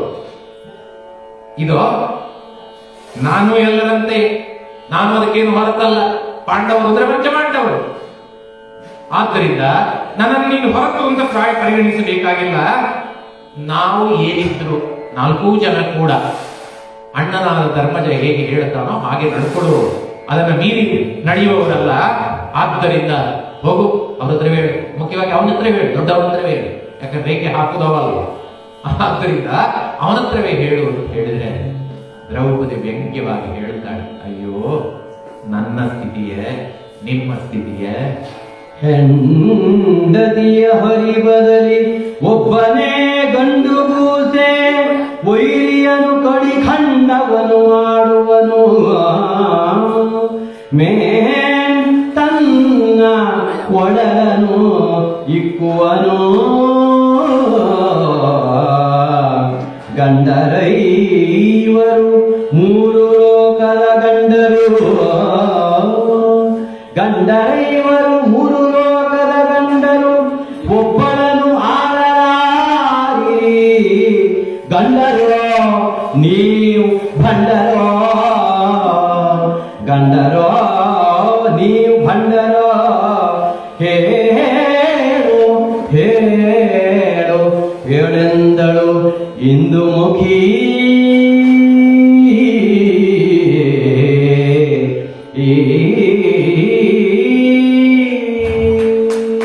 ಒಂದಿಷ್ಟು ಸಿಟ್ಟಿನಿಂದಲೇ ದ್ರೌಪದಿ ಹೇಳದ, ಹಿಮಸೇನ ಈ ಜಗತ್ತಿನ ವ್ಯವಹಾರವನ್ನು ಒಂದು ಸಲ ಕಣ್ಣು ಬಿಟ್ಟು ನೋಡು. 5 ಅಲ್ಲ, ಒಬ್ಬ ಗಂಡ ಇರುವ ಹೆಂಡತಿಯ ಸುಸ್ಥಿತಿಯನ್ನ ನೋಡು. ಏನಾದರೂ ತನ್ನ ಹೆಂಡತಿಗೆ ಅನ್ಯಾಯವಾಗ್ತದೆ, ತೊಂದರೆ ಕೊಡ್ತಾರೆ, ಯಾರಾದರೂ ಮಾನವನ್ನ ಕೆಡಿಸಿದ್ದಾರೆ ಅಂತ ಗೊತ್ತಾದ್ರೆ, ಬಹುಶಃ ನಾನೊಂದು ಸಲಿಗೆ ಉಪಯೋಗಿಸಬಹುದು ಅಂತ ಅಂದ್ಕೊಳ್ತೇನೆ, ತಪ್ಪಿರ್ಬೋದು. ಗಂಡನಾದವ ಯಾರು ಅಪಮಾನ ಮಾಡ್ತಾನ ಅವನನ್ನ 15 ಪೀಸ್ ಮಾಡಿ ಫ್ರಿಜ್ ಅಲ್ಲಿ ಇಡ್ತಾರೆ. ನಾನು ಸ್ವಾತಂತ್ರ್ಯ ಉಪಯೋಗಿಸ್ಕೊಂಡದ್ದು ಅಷ್ಟೇ. ಯಾಕಂದ್ರೆ ಗಂಡ ಹೆಂಡತಿಯ ಮಾನ ಮರ್ಯಾದ ಅದು ಅವಳು ಹೇಳಿಲ್ಲ, ನಾನು ಹೇಳಿಲ್ಲ. ಆದ್ದರಿಂದ ಒಬ್ಬ ಗಂಡ ಇರುವ ಹೆಂಡತಿ ಅಷ್ಟು ಸುಖವಾಗಿ ಬದುಕ್ತಾಳೆ. ಅಂದ್ರೆ ಗಂಡ ನೋಡಿಕೊಳ್ಳುತ್ತಾನೆ, ಏನ್ ಕಷ್ಟ ಬಂದರೂ ಗಂಡ ಅದನ್ನು ಎದುರಿಸ್ತಾನೆ, ಶಬ್ದ ಹೋರಾಟ ಮಾಡ್ತಾನೆ. ಹೋಗಿ ಹೋಗಿ ನೀವು 5 ಜನ ಗಂಡಂದಿರು ಒಂದಲ್ಲ, ಎಂತ ದ್ರೌಪದಿ ಹೇಳುತ್ತಾಳೆ 5, ಅದು ಕೂಡ ಸಾಮಾನ್ಯರ. ಈಗ ಸಾಮಾನ್ಯ 5 ಜನ ಗಂಡಂತರಾಗಿದ್ದ ಪ್ರಶ್ನೆ, ನೀವು 3 ಲೋಕಗಳ ಗಂಡರು, ವಾಕ್ಯ ಇದೆ ಹಾಗೆ, ನೀವು 3 ಲೋಕಗಳ ಗಂಡರು ಅಂತ ಹೆಸರು ಪಡೆದ 5 ಜನ ಗಂಡಂದಿರನ್ನ ಪಡೆದ ನನ್ನ ಪಾಡು ನೋಡಿ. ಇದಕ್ಕಿಂತ ಒಬ್ಬನನ್ನು ಯಾರನ್ನ ಮದುವೆ ಆಗಿ ಸುಖವಾಗಿರ್ಬೋದಾಗಿತ್ತು. ನಾನು 5 ಜನರನ್ನ, ಅದು ಅಪ್ರತಿಮ ವೀರರನ್ನ ಮದುವೆಯಾಗಿ ಏನು ಬಂತು ನನಗೆ? ಏನು ಸಿಕ್ಕಿತು ನನಗೆ? ಅವಮಾನ ಸಿಕ್ಕಿದ್ದ ಅವಮಾನ. ಅವಳು ಹೇಳ್ತಾಳೆ, ಗಂಡರು ಬಂಡರು ನೀವು. ಆವತ್ತು ಈ ಶಬ್ದ ಬಹುಶಃ ಕುಮಾರವ್ಯಾಸನಿಗೆ ಬಹಳ ಪ್ರೀತಿಯೋ ಗೊತ್ತಿಲ್ಲ, ನಾಯಿ ಎನ್ನುವ ಶಬ್ದ ಬಹಳ ಸಲ ನೋಡಿ. ನಾನು ಈ ಕಾವ್ಯ ಭಾಗದಲ್ಲಿ ತುಂಬಾ ಸಲ ನೋಡಿದೆ. ಕೀಚಕನನ್ನಂತೂ ನಾಯಿ ಗುಣ್ಣಿ ಅಂತ ಕರೀತಾರೆ, ನಾಯಿ ಮರಿ ಅಂತ. ನಾಯಿ ಕೂಡ ಅಲ್ಲ, ಅದಕ್ಕಿಂತ ಆದ್ದರಿಂದ ಇಲ್ಲಿ ಕೌರವನಿಗೆ ಅತಿ ಶಬ್ದ ಪ್ರಯೋಗ. ಆ ಕೌರವನೆಂಬ ಗುಣ್ಣಿ ನಾಯಿ. ದ್ರೌಪದಿ ಹೇಳುವ ಮಾತಿದು, ಯಾಕಂದ್ರೆ ಅವಳಿಗೆ ಆಗಿರುವ ನೋವಷ್ಟು ಗಮನಿಸಬೇಕು. ದುಶ್ಯಾಸನನ ಮೂಲಕ ತುಂಬಿದ ರಾಜಸಭೆಯಲ್ಲಿ ನನ್ನನ್ನು ಅವಮಾನಗೊಳಿಸಿದ ಅದೇ ಪಾಡು ಎಂದು ಕೀಚಕ ಮಾಡಿದ. ತುಂಬಿದ ರಾಜಸಭೆಯಲ್ಲಿ ಅವನೇನ್ ಮಾಡಿದ ತನ್ನೇ. ಆದ್ರೆ ನೀವು ಆವತ್ತು ಕೂತು ನೋಡಿದ್ದೆ, ಇವತ್ತು ನಮಗೆ ಭದ್ರಗಿರಿ ಅಜ್ಜದಾಸರ ಹರಿಗೀತೆಗೆ ಬರ್ತದೆ ದ್ರೌಪದಿಯ ವಸ್ತ್ರಾಭರಣದಲ್ಲಿ. ಆ 5 ಜನ ಗಂಡರು ಏನು ಮಾಡಿದರು? ಗಂಡರು ಕಂಡರು ಅಷ್ಟೇ ಅಂತ ಭದ್ರಗಿರಿ ಅಜ್ಜದಾಸರು ಹೇಳುವ ಮಾತು ನೋಡಿದ್ರು ಅಷ್ಟೇ. ಏನು ಪ್ರಯೋಜನ 5 ಜನ ಗಂಡಂದಿರಿದ್ದು ಕೂಡ? ಆದ್ರಿಂದ ನಿಮ್ಮಿಂದ ಏನು ಉಪಕಾರ ಆಗದೇ ಇರುವಂತಹ ಪರಿಸ್ಥಿತಿ ಬಂದು ಈಗ ಬಂದು ನಾನೇ ನನ್ನ ದುಃಖವನ್ನು ಹೇಳಿಕೊಂಡು, ನಿಜವಾದ ಹೆಂಡತಿ ದುಃಖ ಹೇಳಿಕೊಳ್ಬೇಕಾಗಿಲ್ಲ, ಗೊತ್ತಾದ್ರೆ ಸಾಕು ಗಂಡಂದಿರು ಹಾಗೆ ನಡ್ಕೊಳ್ತಾರೆ. ಆದ್ರೆ ನಿಮ್ಮ ಪಾದದ ಬಡಿಯಲ್ಲಿ ಬಂದು ಹೇಳಿಕೊಂಡ್ರು ಅವರಿಗೆ ಹೇಳಿ ಇವಳಿಗೆ ಹೇಳುತ್ತಾ ತಪ್ಪಿಸಿಕೊಳ್ಳುವ ಕೆಲಸ ಮಾಡ್ತಾ ಇದೆಯಲ್ಲ, ಅವಮಾನ ಆಗುದಿಲ್ವ ನಿನಗೆ? ನಾಚಿಕೆ ಆಗುದಿಲ್ವ ನಿನಗೆ? ನಿನಗೆ ನಾನು ಒಂದು ಮಾತು ಹೇಳಬೇಕು. ನೀವು 5 ಜನ ಸೇರಿ ಒಬ್ಬ ಹೆಣ್ಣು ಮಗಳನ್ನು ಕೊಂದ್ರಿ ನೀವು. ಯಾಕಂದ್ರೆ ಅವಮಾನ ಬೇರೆ ಅಲ್ಲ, ಕೊಲ್ಲುವುದು ಬೇರೆ ಅಲ್ಲ. ಹಾಗಾಗಿ ಕೊಂದ್ರಿ ನೀವು, ಸ್ತ್ರೀ ಹತ್ಯಾ ದೋಷಕ್ಕೆ ಕಾರಣರಾಗ್ತೀರಿ ಅಂತ ಹೇಳಿದ್ರೆ ಭೀಮಸೇನ ಹೇಳಿದ, ಏನು ಮಾಡು ಹೇಳು, ನೀನು ನನ್ನನ್ನ ಚಿಕ್ಕದು ಮಾಡಿ ಮಾತನಾಡಬೇಕಾದ ಅವಶ್ಯಕತೆ ಇಲ್ಲ, ಆದರೆ ನನ್ನ ಜೀವನದ ಅನಿವಾರ್ಯತೆ ನಿನಗೆ ಅರ್ಥ ಆಗುವುದಿಲ್ಲ. ಅಂದು ಕೌರವರ ರಾಜ್ಯಸಭೆಯಲ್ಲಿಯೂ ಕೂಡ ಅವನನ್ನು ಸಿಗಿಲು ಹಾಕ್ತಾರೆ ಅಂತ ಎದ್ದು ನಿಂತಾಗ ಕಣ್ಸನ್ನೆಯಲ್ಲಿ ಸುಮ್ಮನೆ ಕೂತ್ಕೊ ಅಂತ ಹೇಳಿದವ ಯಾರು? ಇವತ್ತು ನೀನು ಹೇಳಿದ್ದು ನಾನು ಎದ್ದು ಹೋದ್ರೆ ಏನಾಗ್ತದೆ, ಪರಿಣಾಮ ಏನಾಗ್ತದೆ? ಅಣ್ಣ ಏನ್ ಹೇಳ್ತಾನೆ, ಉಳಿದವರು ಒಪ್ಪಿಕೊಳ್ತಾರ? ಒಪ್ಪಿಕೊಳ್ಳುವುದಿಲ್ಲ. ಹಾಗಾಗಿ ನನಗೆ ಹೇಗೆ ಗೊತ್ತಲ್ಲ, ಒಂದು ಸಲ ಸುಮ್ಮನೆ ಕುಡಿಸಿದ್ದಾನಲ್ಲ ನನ್ನನ್ನ, ಈಗಲೂ ಅದೇ ಆಗುದು. ಹಾಗಾಗಿ ನಾನು ಅವರಲ್ಲಿ ಹೇಳುವಂತ ಅದಕ್ಕೆ ಹೇಳ್ತಾ ಇರೋದು, ನನಗೆ ನೀನೇ ಎಷ್ಟು ಮುಖ್ಯನೋ ಅಣ್ಣನೇ ಅಷ್ಟೇ ಮುಖ್ಯ. ಆದ್ದರಿಂದ ಅವತ್ತು ದುಶ್ಯಾಸನನ ಕರುಳನ್ನ ಬಗೆಯುವುದಕ್ಕೋಸ್ಕರ ಅಂತ ನುಗ್ಗಿದಾಗ ಧರ್ಮರಾಯ ಹಲ್ಲು ಕಿರಿದು ನನ್ನನ್ನು ಒಪ್ಪಿಸಿದ. ಈ ಮಾತು ಬರ್ತದೆ. ಆದ್ದರಿಂದ ನಾನು ಎಷ್ಟು ಮಾತ್ರಕ್ಕೂ ಕೂಡ ಇದಕ್ಕೆ ಒಪ್ಪಿಕೊಳ್ತಕ್ಕಂಥವನಲ್ಲ. ಅಷ್ಟೇ ಅಲ್ಲ, ಇನ್ನೂ ಒಂದು ಮಾತನ್ನ ಕೇಳು ಅಂತ ಹೇಳಿ, ಹೆಣ್ಣ ಹರಿವಕ್ಕೋ ಸುಗವೇ ತಮ್ಮಣ್ಣನಾಜ್ಞೆಯ ಮೀರಿ ಕುಂತಿಯ ಚಿನ್ನ ಬದುಕಿದನೆಂದು ನುಡಿವರು ಕುಜನರಾದವರು.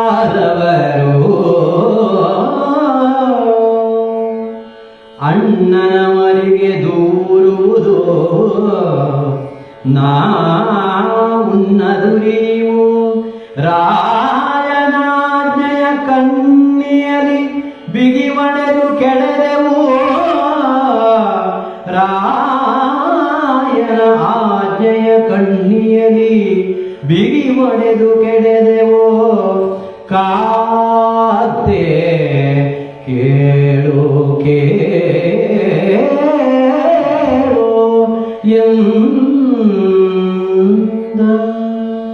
ದ್ರೌಪದಿ, ಇನ್ನೂ ಒಂದು ಮಾತನ್ನು ನೀನು ಕೇಳಬೇಕು. ಅಕಸ್ಮಾತ್ ನೀನೀಗ ಹೇಳಿದ್ದನ್ನು ಕೇಳಿಸಿಕೊಂಡು ನಾನೀಗ ಸಿಟ್ಟಿನಿಂದ ಎದ್ದೆ ಅಂತ ಇಟ್ಕೋ, ಹೋಗಿ ಕೀಚಕನನ್ನು ವಧಿಸಿದೆ ಅಂತ ಇಟ್ಕೋ. ಯಾಕಂದ್ರೆ ಅದಿದೆ, ನನಗೆ ವಧಿಸಬೇಕು ಅನ್ನುವಂತ ಅಪೇಕ್ಷೆ ಇದೆ. ವಧಿಸಿದೆ ಅಂತ ಇಟ್ಕೊಂಡ್ರೆ ನಾಳೆ ಜಗತ್ತಿನಲ್ಲಿರುವ ಜನ ಏನ್ ಮಾತಾಡ್ತಾರೆ ಹೇಳು?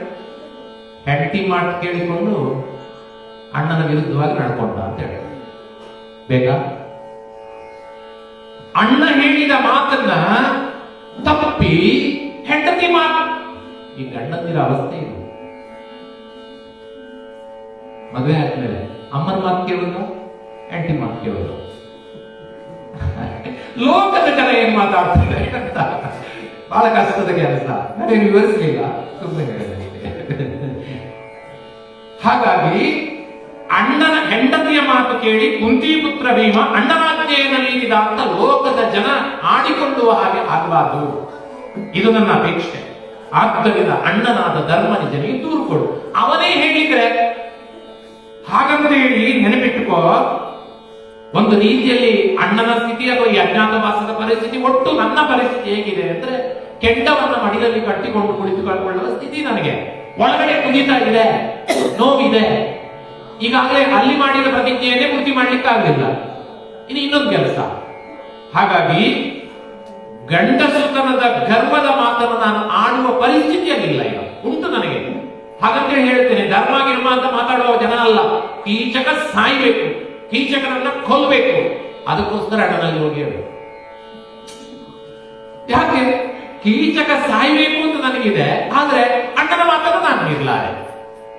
ಇನ್ನೂ ಒಂದು ಕೊನೆಯ ಮಾತು ಹೇಳ್ತೇನೆ, ಅದೇನು ಸರದಿ ಇಟ್ಟುಂಟಲ್ಲ, ಇನ್ನು ಮುಂದೆ ನಿನಗೆ 4 ಜನ ಗಂಡಂದಿರು ಹೋಗುವಲ್ಲ.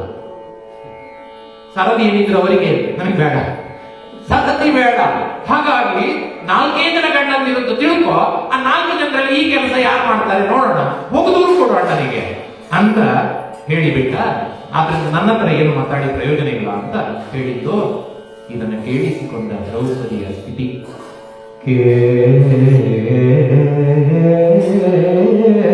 ಕೇಳುತ್ತಿದ್ದರು ಕೇಳುತ್ತಿದ್ದರು ಕೊರಳ ಸೆರೆ ಗೋನಾಳಿಗೌಗಿತು. ಬಿಕ್ಕಿ ಬಿಕ್ಕಿ ವಿಲೋಲಲೋಚನೆಯೋ ವಿಲೋಲಲೋಚನೆಯೋ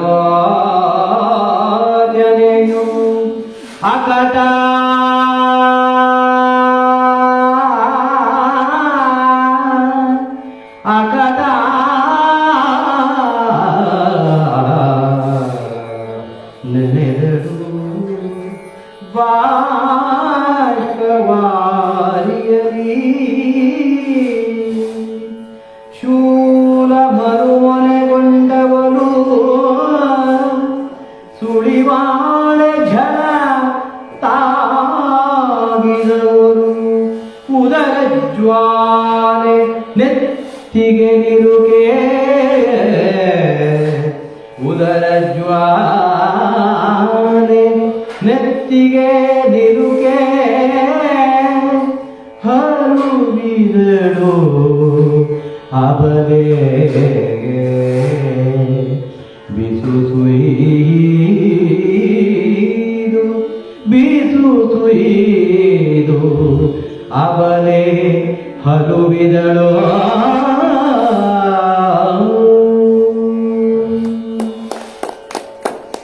ಗಡಿಯಾರ ಓಡ್ತಾ ಇದೆ. ಅದನ್ನ ವಿವರಣೆ ಕಡಿಮೆ ಮಾಡ್ತೇವೆ. ದುಃಖಿಸ್ತಾಳೆ ದ್ರೌಪದಿ. ಬೇರೆ ಬೇರೆ ರೀತಿಯಲ್ಲಿ ಆಲೋಚನೆ ಮಾಡಿ ದುಃಖಿಸ್ತಾಳೆ. ಒಂದು ಗಂಡಂದಿರ ಈ ಸ್ಥಿತಿ, ನನಗೆ ಯಾರೋ ಸಹಾಯ ಮಾಡ್ಲಿಕ್ಕೆ ಆಗದೇ ಇರತಕ್ಕಂತಹ ಪರಿಸ್ಥಿತಿ ಬಂತಲ್ಲ ಅಂತ ಒಂದು ದುಃಖವಾದ್ರೆ, ನನಗೆ ನನ್ನ ಜೀವನದಲ್ಲಿ ಈ ದುಃಖ ಯಾಕೆ ಬಂತು ಅಂತ ಹೇಳುವ ಆಲೋಚನೆ ಇನ್ನೊಂದು ದುಃಖ ಆಗುತ್ತೆ. ಹೀಗೆ ಬೇರೆ ಬೇರೆ ರೀತಿಯಲ್ಲಿ ಆಲೋಚಿಸುತ್ತಿರುವಂತಹ ದ್ರೌಪದಿ ಬಿಕ್ಕಿ ಬಿಕ್ಕಿ ಅಳ್ತಾಳೆ. ಕಣ್ಣೀರು ಹರಿತದೆ. ಬಹಳ ಕುಮಾರವ್ಯಾಸ ವರ್ಣನೆ ಮಾಡ್ತಾನೆ. ಬಾಳೆಯ ಸುಳಿ ಬೆಂಕಿಯ ಝಳಕ್ಕೆ ಸಿಲುಕಿದಂತಾಯಿತು ಅಂತ ಚಂದದ ಮಾತು. ಬಾಳೆಯ ಸುಳಿ ಬೆಂಕಿಯ ಝಳಕ್ಕೆ ಸಿಲುಕಿದೆ, ಹೇಗೋ ಬಾಡಿ ಹೋಗ್ತದೋ ಆ ರೀತಿಯ ಪರಿಸ್ಥಿತಿ ದ್ರೌಪದಿಯದ್ದಾಯಿತು. ಅವಳು ಪದೇ ಪದೇ ನೆಟ್ಟಿಸಿರು ಬಿಡ್ತಾಳೆ. ಅವಳ ಚಿಂತೆಯಿಂದ ಕೆನ್ನೆಯ ಮೇಲೆ ಕೈ ಇಟ್ಟುಕೊಳ್ಳುತ್ತಾಳೆ. ಕಪೋಲ ಬಾಡಿ ವಿಕಾರವಾಗ್ತದೆ. ಅವಳ ಬಿಸಿ ಉಸಿರಿನಿಂದ, ಇದೊಂದು ವಾಕ್ಯ ಚೆನ್ನಾಗಿದೆ, ಬಿಸಿ ಉಸಿರಿನಿಂದ ಕೊರಳ ಹಾರದ ಮುತ್ತುಗಳು ಕಪ್ಪಾದವು. ಎಷ್ಟು ಅಂದ್ರೆ ನೋವು ಎಷ್ಟಿರಬೇಕು ಅನ್ನೋದನ್ನು ಯೋಚನೆ ಮಾಡಿ. ಅವಳ ಬಿಸಿಯಾದ ಉಸಿರಿನಿಂದ ಹಾಕಿಕೊಂಡ ಹಾರದ ಮುತ್ತುಗಳು ಕಪ್ಪಾಗಿ ಬಿಟ್ಟುವಂತೆ ಅಷ್ಟು ಪ್ರಖರತೆ ಇತ್ತು. ಕಣ್ಣೀರ ಧಾರೆ ಹರಿಯಿತು. ಶೂನ್ಯದ ಕಡೆಗೆ ದಿಟ್ಟಿಸಿ, ಯಾಕಂದ್ರೆ ಇವು ಯಾರು ಪ್ರಯೋಜನ ಇಲ್ಲ, ಶೂನ್ಯದ ಕಡೆಗೆ ದಿಟ್ಟಿಸಿ ನನ್ನ ದುಸ್ಥಿತಿಗೆ ಕಾರಣ ಏನು ಅಂತ ಅವಳು ದುಃಖಿಸ್ತಾಳೆ. ಆವ ಹೆಂಗುಸನು ಅಳಲಿಸಿದೆನೋ ಪೂರ್ವ ಜನ್ಮದಲ್ಲಿ, ಇನ್ನಾವ ಧರ್ಮವನು ಅಳಿದೆನೋ ತಾನು ಆವ ಪಾಪದ ಫಲಕ್ಕೆ ಪಿಡಿದೆನೋ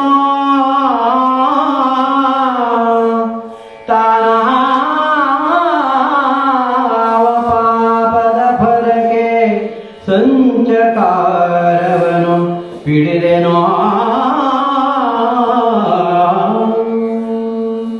ಆವ ಹಿಂಗದು ನವೆದಡೋ ಎನ್ನವರು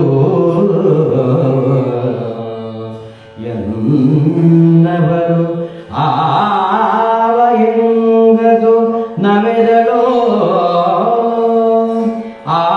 ಆವಳರಿದು ಮರುಗಿದಳೋ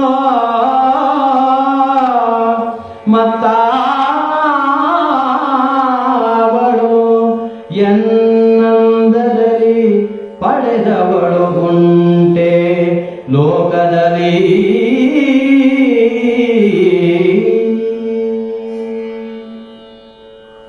ಮೊಬೈಲ್ ವಾಟ್ಸಪ್ಗಳಲ್ಲಿ ಬರುವ ಹತ್ತಾರು ರೀತಿಯ ಮೆಸೇಜ್ಗಳ ಮಧ್ಯೆ ಆಗಾಗ ಕಾಣಿಸಿಕೊಳ್ಳುವ ಒಂದು ಮೆಸೇಜ್, ಕರ್ಮ ರಿಟರ್ನ್ಸ್. ನೀವು ಅದನ್ನು ಓದಬೇಕು, ಬೇರೆ ಯಾವ್ದನ್ನಾದ್ರೂ ಬಿಟ್ಬಿಟ್ರು ಪರವಾಗಿಲ್ಲ. ಕರ್ಮ ರಿಟರ್ನ್ಸ್ ಬಹಳ ಚೆನ್ನಾಗಿರ್ತದೆ. ಟೈಮಿಲ್ಲ,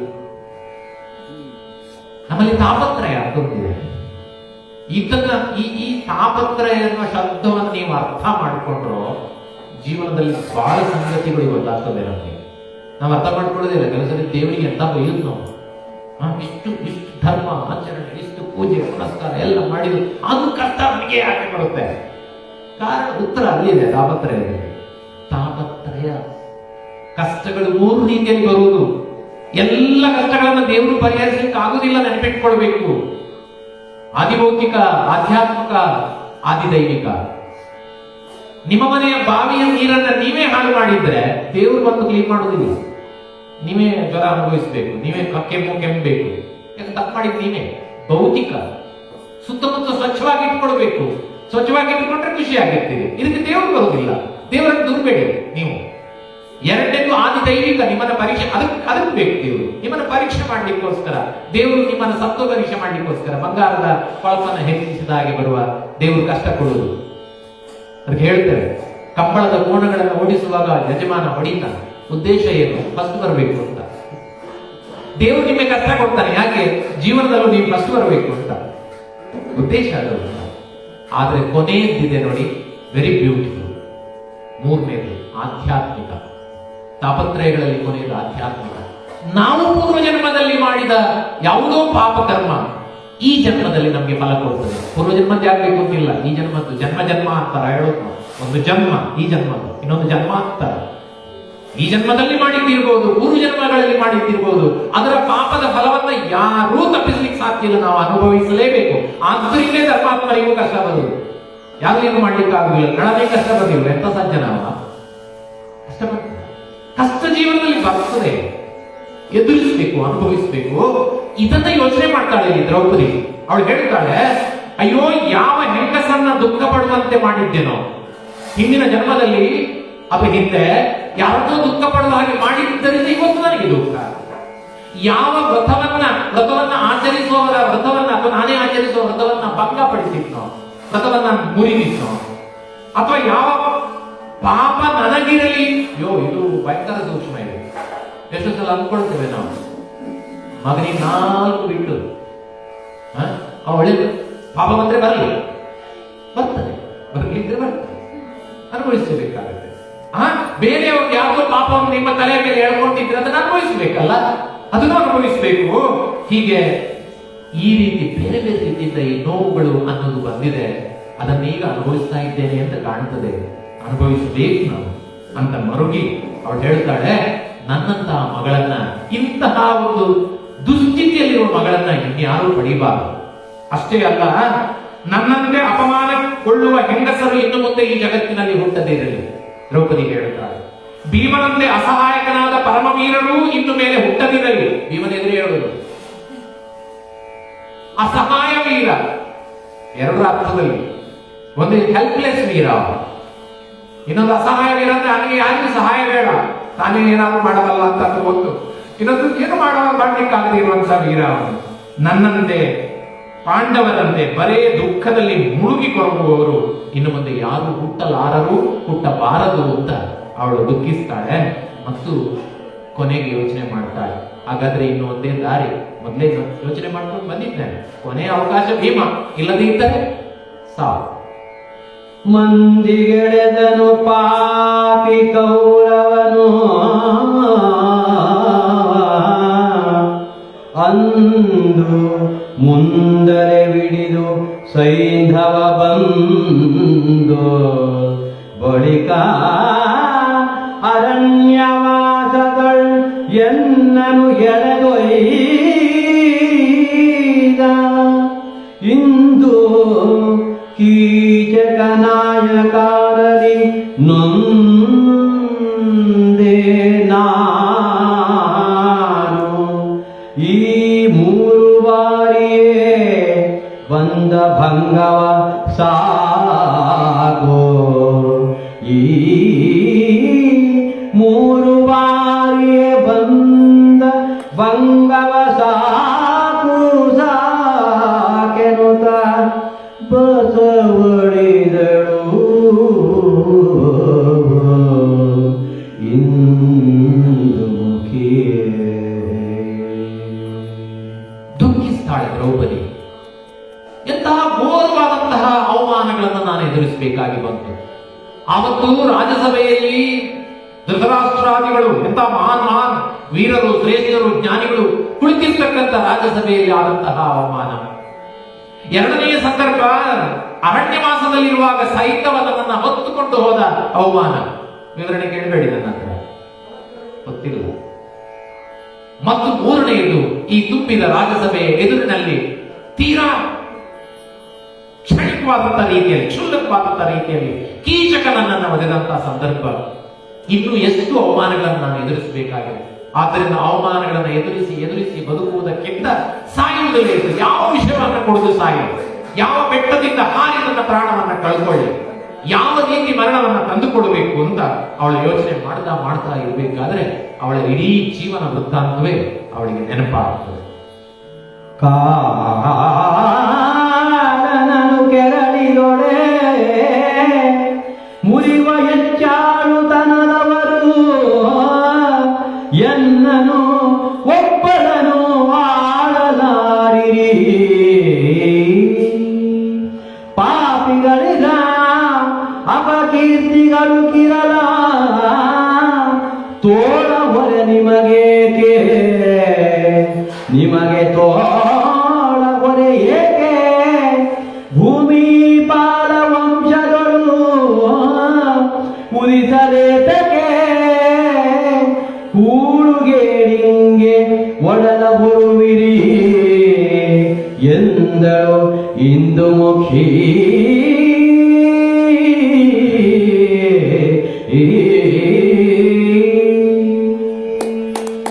ಸಾಮಾನ್ಯವಾಗಿ ಮನುಷ್ಯ ಮರಣಕ್ಕೆ ಸನಿಹಗೊಂಡ ಸಂದರ್ಭದಲ್ಲಿ ತನ್ನ ಇಡೀ ಜೀವನವನ್ನ ನೆನಪು ಮಾಡಿಕೊಳ್ತಾನೆ ಅಂತ ಹೇಳಿ ಒಂದು ರೀತಿಯಲ್ಲಿ ದ್ರೌಪದಿ ಎಲ್ಲವನ್ನ ನೆನಪು ಮಾಡಿಕೊಳ್ಳು.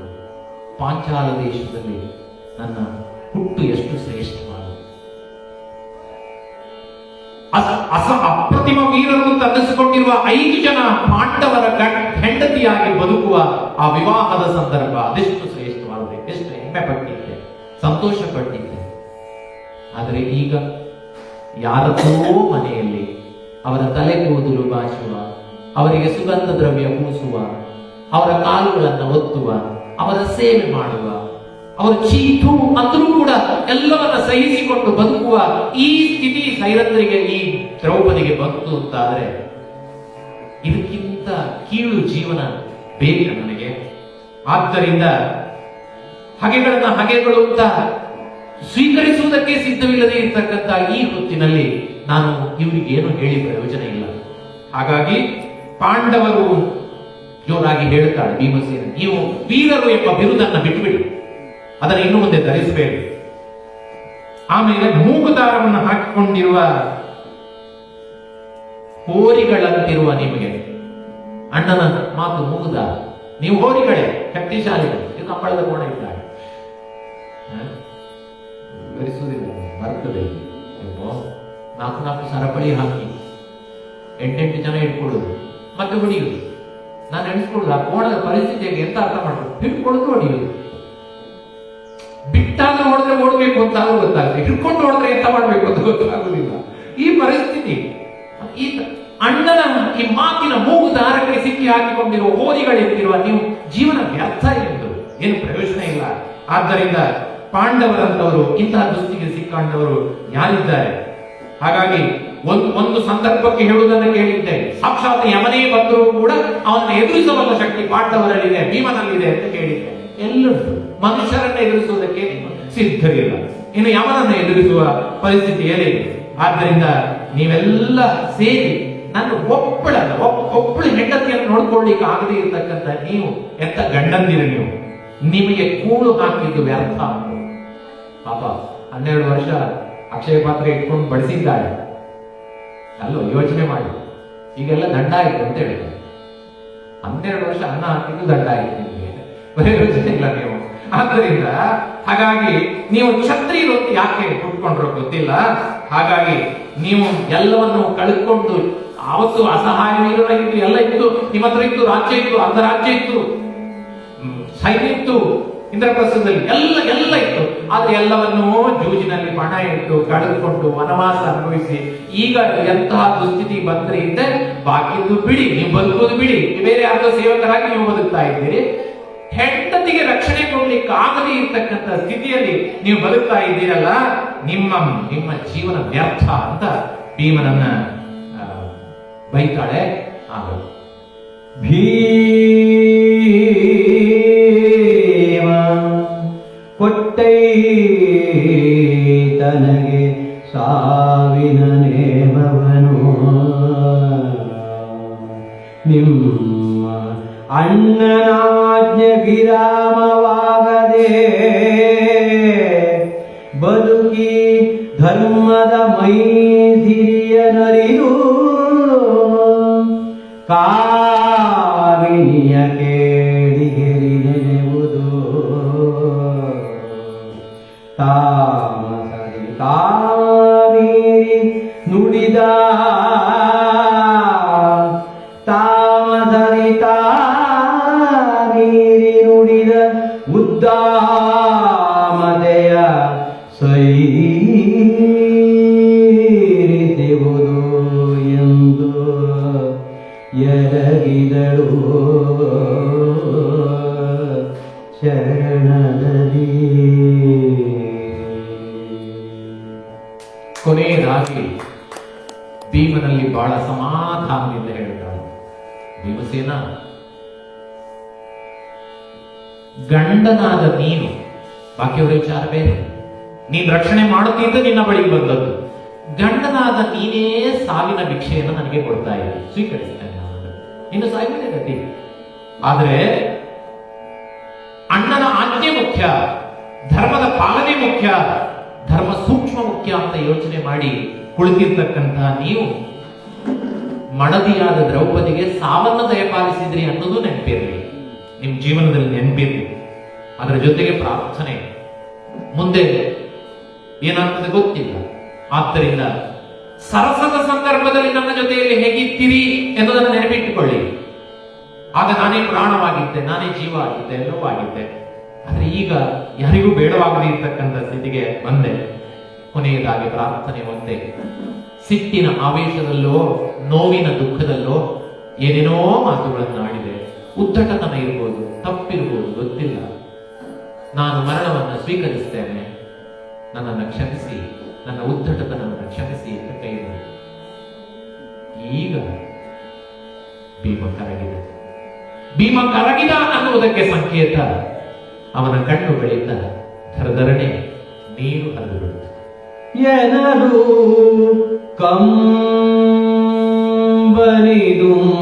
ಕಂಬನಿದುಂಬಿದನು ಕಡು ನೆನೆದುದು ಅಂತಃಕರಣ, ರೋಷದ ಘನತೆ ಹೆಚ್ಚಿತು, ಹಗೆಗಳನ್ನು ಹಿಂಡಿದನು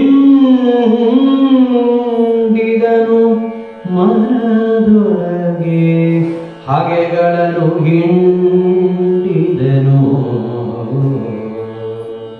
ತನು ಪುಳಕ ಉಬ್ಬರಿಸಿ ಮೆಲ್ಲನೆ ವನಿತೆಯನ್ನು ತೆಗೆದು ಅಪ್ಪಿದನು.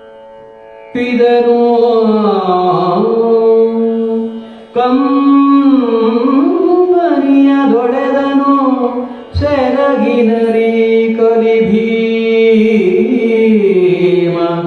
ಮಾನಿನಿಯ ಕಲಿಭೀಮ ಸೆರಗಿನರಿ ಮಾನಿನಿಯ ಕಂಬನಿಯ ದೊಡೆದನು.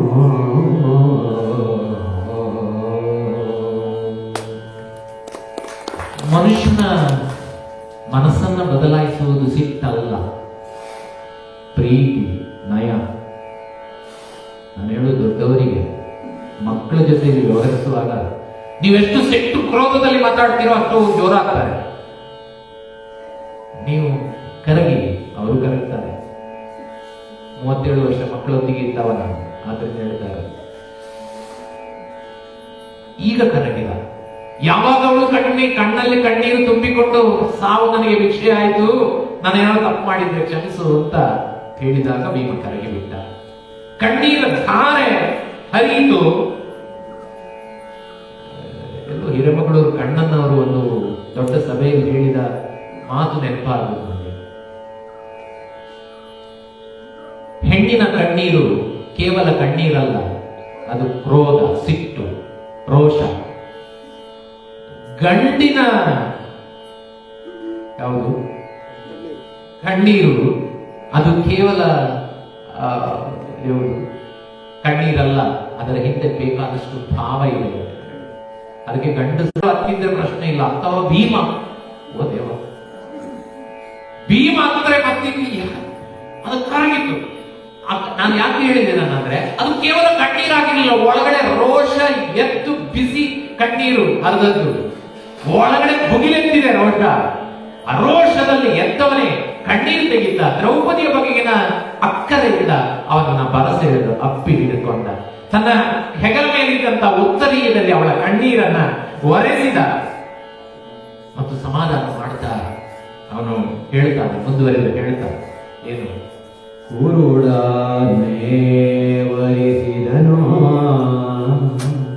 ಗಲ್ಲವನು ವರದಿ ಮುಂಡಾಡಿದನು ಮಂಚದ ಹೊರೆಯ ಗಿಂಡಿಯ ನೀರಿನಲ್ಲಿ ತೊಳೆದನು ಮುಖಾಭುಜವ ತೊಳೆದನು ಅರಸಿ ಬಿಡು ಬಿಡು ಖಾತಿಯನು ಅರಸಿ ಖಾತಿಯನು ಬಿಡು ಬಿಡು ವಿಸ್ತರಿಸರೇಗೆ ಎಮ್ಮಣ್ಣನ ಆಜ್ಞೆಯ ಗೆರೆಯ ದಾಟಿದೆ ಎಮ್ಮ ಅಣ್ಣನ ಆಜ್ಞೆಯ ಗೆರೆಯ ದಾಟಿದೆನೋ ಹೋಗು ಹೋಗು ಹೋಗೆಂದನು ಆ ಭೀಮ.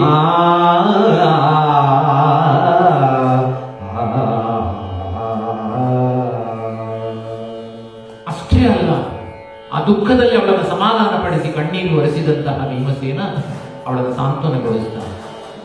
ನಾನು ಸುಮ್ಮನೆ ಬರೀತಾ ಇದ್ದೆ ಈ ಪದ್ಯ ಮತ್ತೆ ನಾನು ಬರೆಯುವಾಗ ಕೈ ತಪ್ಪಿ ಹುಡುಗರೆ ಕರುಳನೆ ಮರಿಸಿದನು ಅಂತ ಬರದೆ ಪದ್ಯದ ಪ್ರಾರಂಭ ಆಗಿ ಸಹಜ ಸರಿ ಇದೆ ಅಂತ ಅನ್ನಿಸ್ತು. ಯಾಕಂದ್ರೆ ತುಂಬಾ ಸಲ ಸಿನಿಮಾಗಳಲ್ಲಿ ಸೀನ್ ಅದೇ ಬರೋದು, ಕರುಳನೆ ಮರಿಸೋದು. ನಾನು ವಿವರಿಸೋದಿಲ್ಲ. ಪ್ರೀತಿಯಲ್ಲಿ ಹೊಟ್ಟೆ ಸವರಿದ್ನ ಏನೋ ಅಂತ ಮತ್ತೆ ಪಕ್ಕ ನೋಡ್ತೇನೆ, ಅದು ಕರುಳಲ್ಲ, ಕುರುಳನೆ ಮರಿಸಿದನು. ಕುರುಳನೆ ಮರಿಸಿದ ಆಕಸ್ಮಿಕ ಕೆಲವು ತಪ್ಪು ಹೊಟ್ಟೆಗೆ ಆಗ್ತದೆ. ಆಯ್ತು, ತಲೆಯ ಮೇಲೆ ಕೈಯಾಡಿಸ್ತಾನೆ, ಅವಳನ್ನು ಸಮಾಧಾನ ಪಡಿಸ್ತಾನೆ, ಗಲ್ಲವನ್ನು ಒರೆಸ್ತಾನೆ, ತಲೆಯ ಮೇಲೆ ಕೈಯಾಡಿಸಿ ಸಮಾಧಾನ ಪಡಿಸಿ ಮಂಚದ ಬಳಿ ಹೆಂಡತಿಯನ್ನು ಸಮಾಧಾನ ಪಡಿಸುವುದು ಹೇಗೆ ಅಂತ ವಿವರಣೆ ಇದೆ. ಮಂಚದ ಪಕ್ಕದಲ್ಲಿದ್ದಂತ ಗಿಂಡಿಯಲ್ಲಿದ್ದ ಪನ್ನೀರ ನೀರನ್ನ ತೆಗೆದು ಅವಳ ಮುಖಕ್ಕೆ ಹಾಕಿ ಮುಖವನ್ನ ತೊಳೆದ. ಯಾರಾದ್ರೂ ಗಂಡಂದಿರು ಮಾಡಿದ್ದಾರೆ ಈಗ? ಆದ್ದರಿಂದ ಮುಖವನ್ನ, ದುಃಖದಿಂದ ತುಂಬಿರ್ತಕ್ಕಂಥ ದ್ರೌಪದಿಯ ಮುಖವನ್ನ ತೊಳೆದ. ಕೊನೆಗೆ ಸಮಾಧಾನದಿಂದ ಹೇಳಿದ, ಈಗ ಭೀಮನ ಮಾತು ಹೇಳಿದ ಸಿಟ್ಟಿನಲ್ಲಿ ಹೇಳಿದ, ನನ್ನ ಬಗ್ಗೆ ಅಥವಾ ಪಾಂಡವರ ಬಗ್ಗೆ ನಿನಗಿರುವಂತಹ ಸಿಟ್ಟನ್ನ ಬಿಡು. ಅಣ್ಣ ಹಾಕಿದ ಆಜ್ಞೆಯ ಗೆರೆಯನ್ನ ಮೀರಿದ್ದೇನೆ, ನಾನಿದ್ದೇನೆ, ನೀನು ಹೋಗು ಅಂತ. ಅಷ್ಟೇ, ನಾನಿದ್ದೇನೆ, ನೀನು ಹೋಗು ಅಂತ. ಒಂದು ಗಳಿಗೆಗೆ ಈ ಗಂಡ ಬದಲಾದದ್ದು ಹೇಗೆ ಅಂತ ಆಶ್ಚರ್ಯದಿಂದ ಗಂಡನ ಭೀಮಸೇನನ ಮುಖವನ್ನ ದಿಟ್ಟಿಸಿದ್ದೋ ಏನೋ. ಮುಂದಿನ ಮಾತು ಕೇಳಿ. ಭೀಮಸೇನ ಹೇಳ್ತಾರೆ, ಏನ್ ನೋಡ್ತಾ ಇರೋದು ನೀನು? ಆ ಕೀಚಕನ ಹೊಟ್ಟೆಯಿಂದ ಸೀರಿ ಅವನ ಕರುಳನ್ನ ಬಗೆದು ಹೊರಗೆ ತೆಗೀತಾನೆ. ಇದು ನನ್ನ ಮಾತು. ಅವನು ಸ್ವಲ್ಪ ಬಿಸುಕಾಡಿದರೂ ಸಾಕು, ಇಡೀ ವಿರಾಟನ ವಂಶವೇ ನಿರ್ವಂಶ ಮಾಡಿಬಿಡುತ್ತಾರೆ. ಭೀಮನ ಮಾತಿದು ನನಗೆ ಆಗಿರುವ ಅವಮಾನ. ಆದ್ರಿಂದ ಇಂತಹ ಮತ್ತೆ ನಾಯಿ ಅನ್ನೋ ಶಬ್ದ ಬರ್ತದೆ. ಹಾಗಾಗಿ ಅವನನ್ನ ನಾಶ ಮಾಡುವವರೆಗೆ ವಿಶ್ರಮಿಸುವುದಿಲ್ಲ. ಕೀಚಕನನ್ನು ವಧಿಸ್ತೇನೆ, ಹೋಗು ಧರ್ಮದ ಮೇಲೆಯನ್ನ ಮೀರ್ತೇನೆ ಅಂತ ಹೇಳಿಬೇಕಾ. ಮುಂದೆ ತರುಣಿ ನಾಟ್ಯ ಮಂದಿರವಾ. ಮತ್ತೊಂದು ಮಾತನ್ನ ಭೀಮ ಸೇರಿಸಿದ. ದ್ರೌಪದಿ ಒಂದು ಒಳ್ಳೆಯ ಕೆಲಸ ಮಾಡಿದೆ. ಯಾವುದಕ್ಕೂ ಕೂಡ ಒಂದು ಸಂದರ್ಭ, ಸನ್ನಿವೇಶ ಅಂತ ಬೇಕು, ಕಾರಣ ಅಂತ ಬೇಕು. ಕಾರ್ಯ ಆಗಬೇಕಾದ್ರೆ ಕಾರಣ ಬೇಕು. ಮುನಿದರೆ ಮಾರಿ ಅಂತ ಹೇಳಿದ್ರು. ಆಯ್ತು, ಮದುವೆ ಆಯ್ತು. ಒಂದ್ ಸ್ವಲ್ಪ ದಿವಸ ಆದ್ಮೇಲೆ ಏನೋ ಜಗಳ ಬಂತು. ಒಂದ್ ದಿವಸ ಜೋರು ಸಿಟ್ಟು ಬಂದಿದೆ ಅವಳಿಗೆ. ಇವತ್ತು ದರ ಎಳ್ಕೊಂಡು ಹೋದ. ಎಲ್ಲಿ ಹೇಳ್ಕೊಂಡು ಹೋಗ್ತಾ ಇದ್ರಿ? ನೀನೇ ಹೇಳಿದ್ದು ಮದುವೆ ಆಗುವಾಗ. ಒಲಿದರೆ ನಾರಿ, ಮುನಿದರೆ ಮಾರಿ. ಜನ ಇದ್ದಾರೆ, ಆದ್ರೆ ಗಂಧರ್ವರು ಕಣ್ಣಿಗೆ ಕಾಣಿಸುವುದಿಲ್ಲ ಅವರು ಅಂತ ಮುಂದೆಲ್ಲ ಘಟನೆಗಳೆಲ್ಲ ಬರ್ತದೆ. ಕಣ್ಣಿಗೆ ಕಾಣಿಸುವುದಿಲ್ಲ. ಹಾಗಾಗಿ ಇಳ್ಳು ಹೇಳ್ತಾಳೆ, ನನ್ನ ಗಂಧರ್ವ ಗಂಡಂದಿರು 5 ಜನ. ಒಂದು ವೇಳೆ ಚರದ ತಬ್ಬಲ ತಾವರೆಯವನು ಕೇಳಿದನು.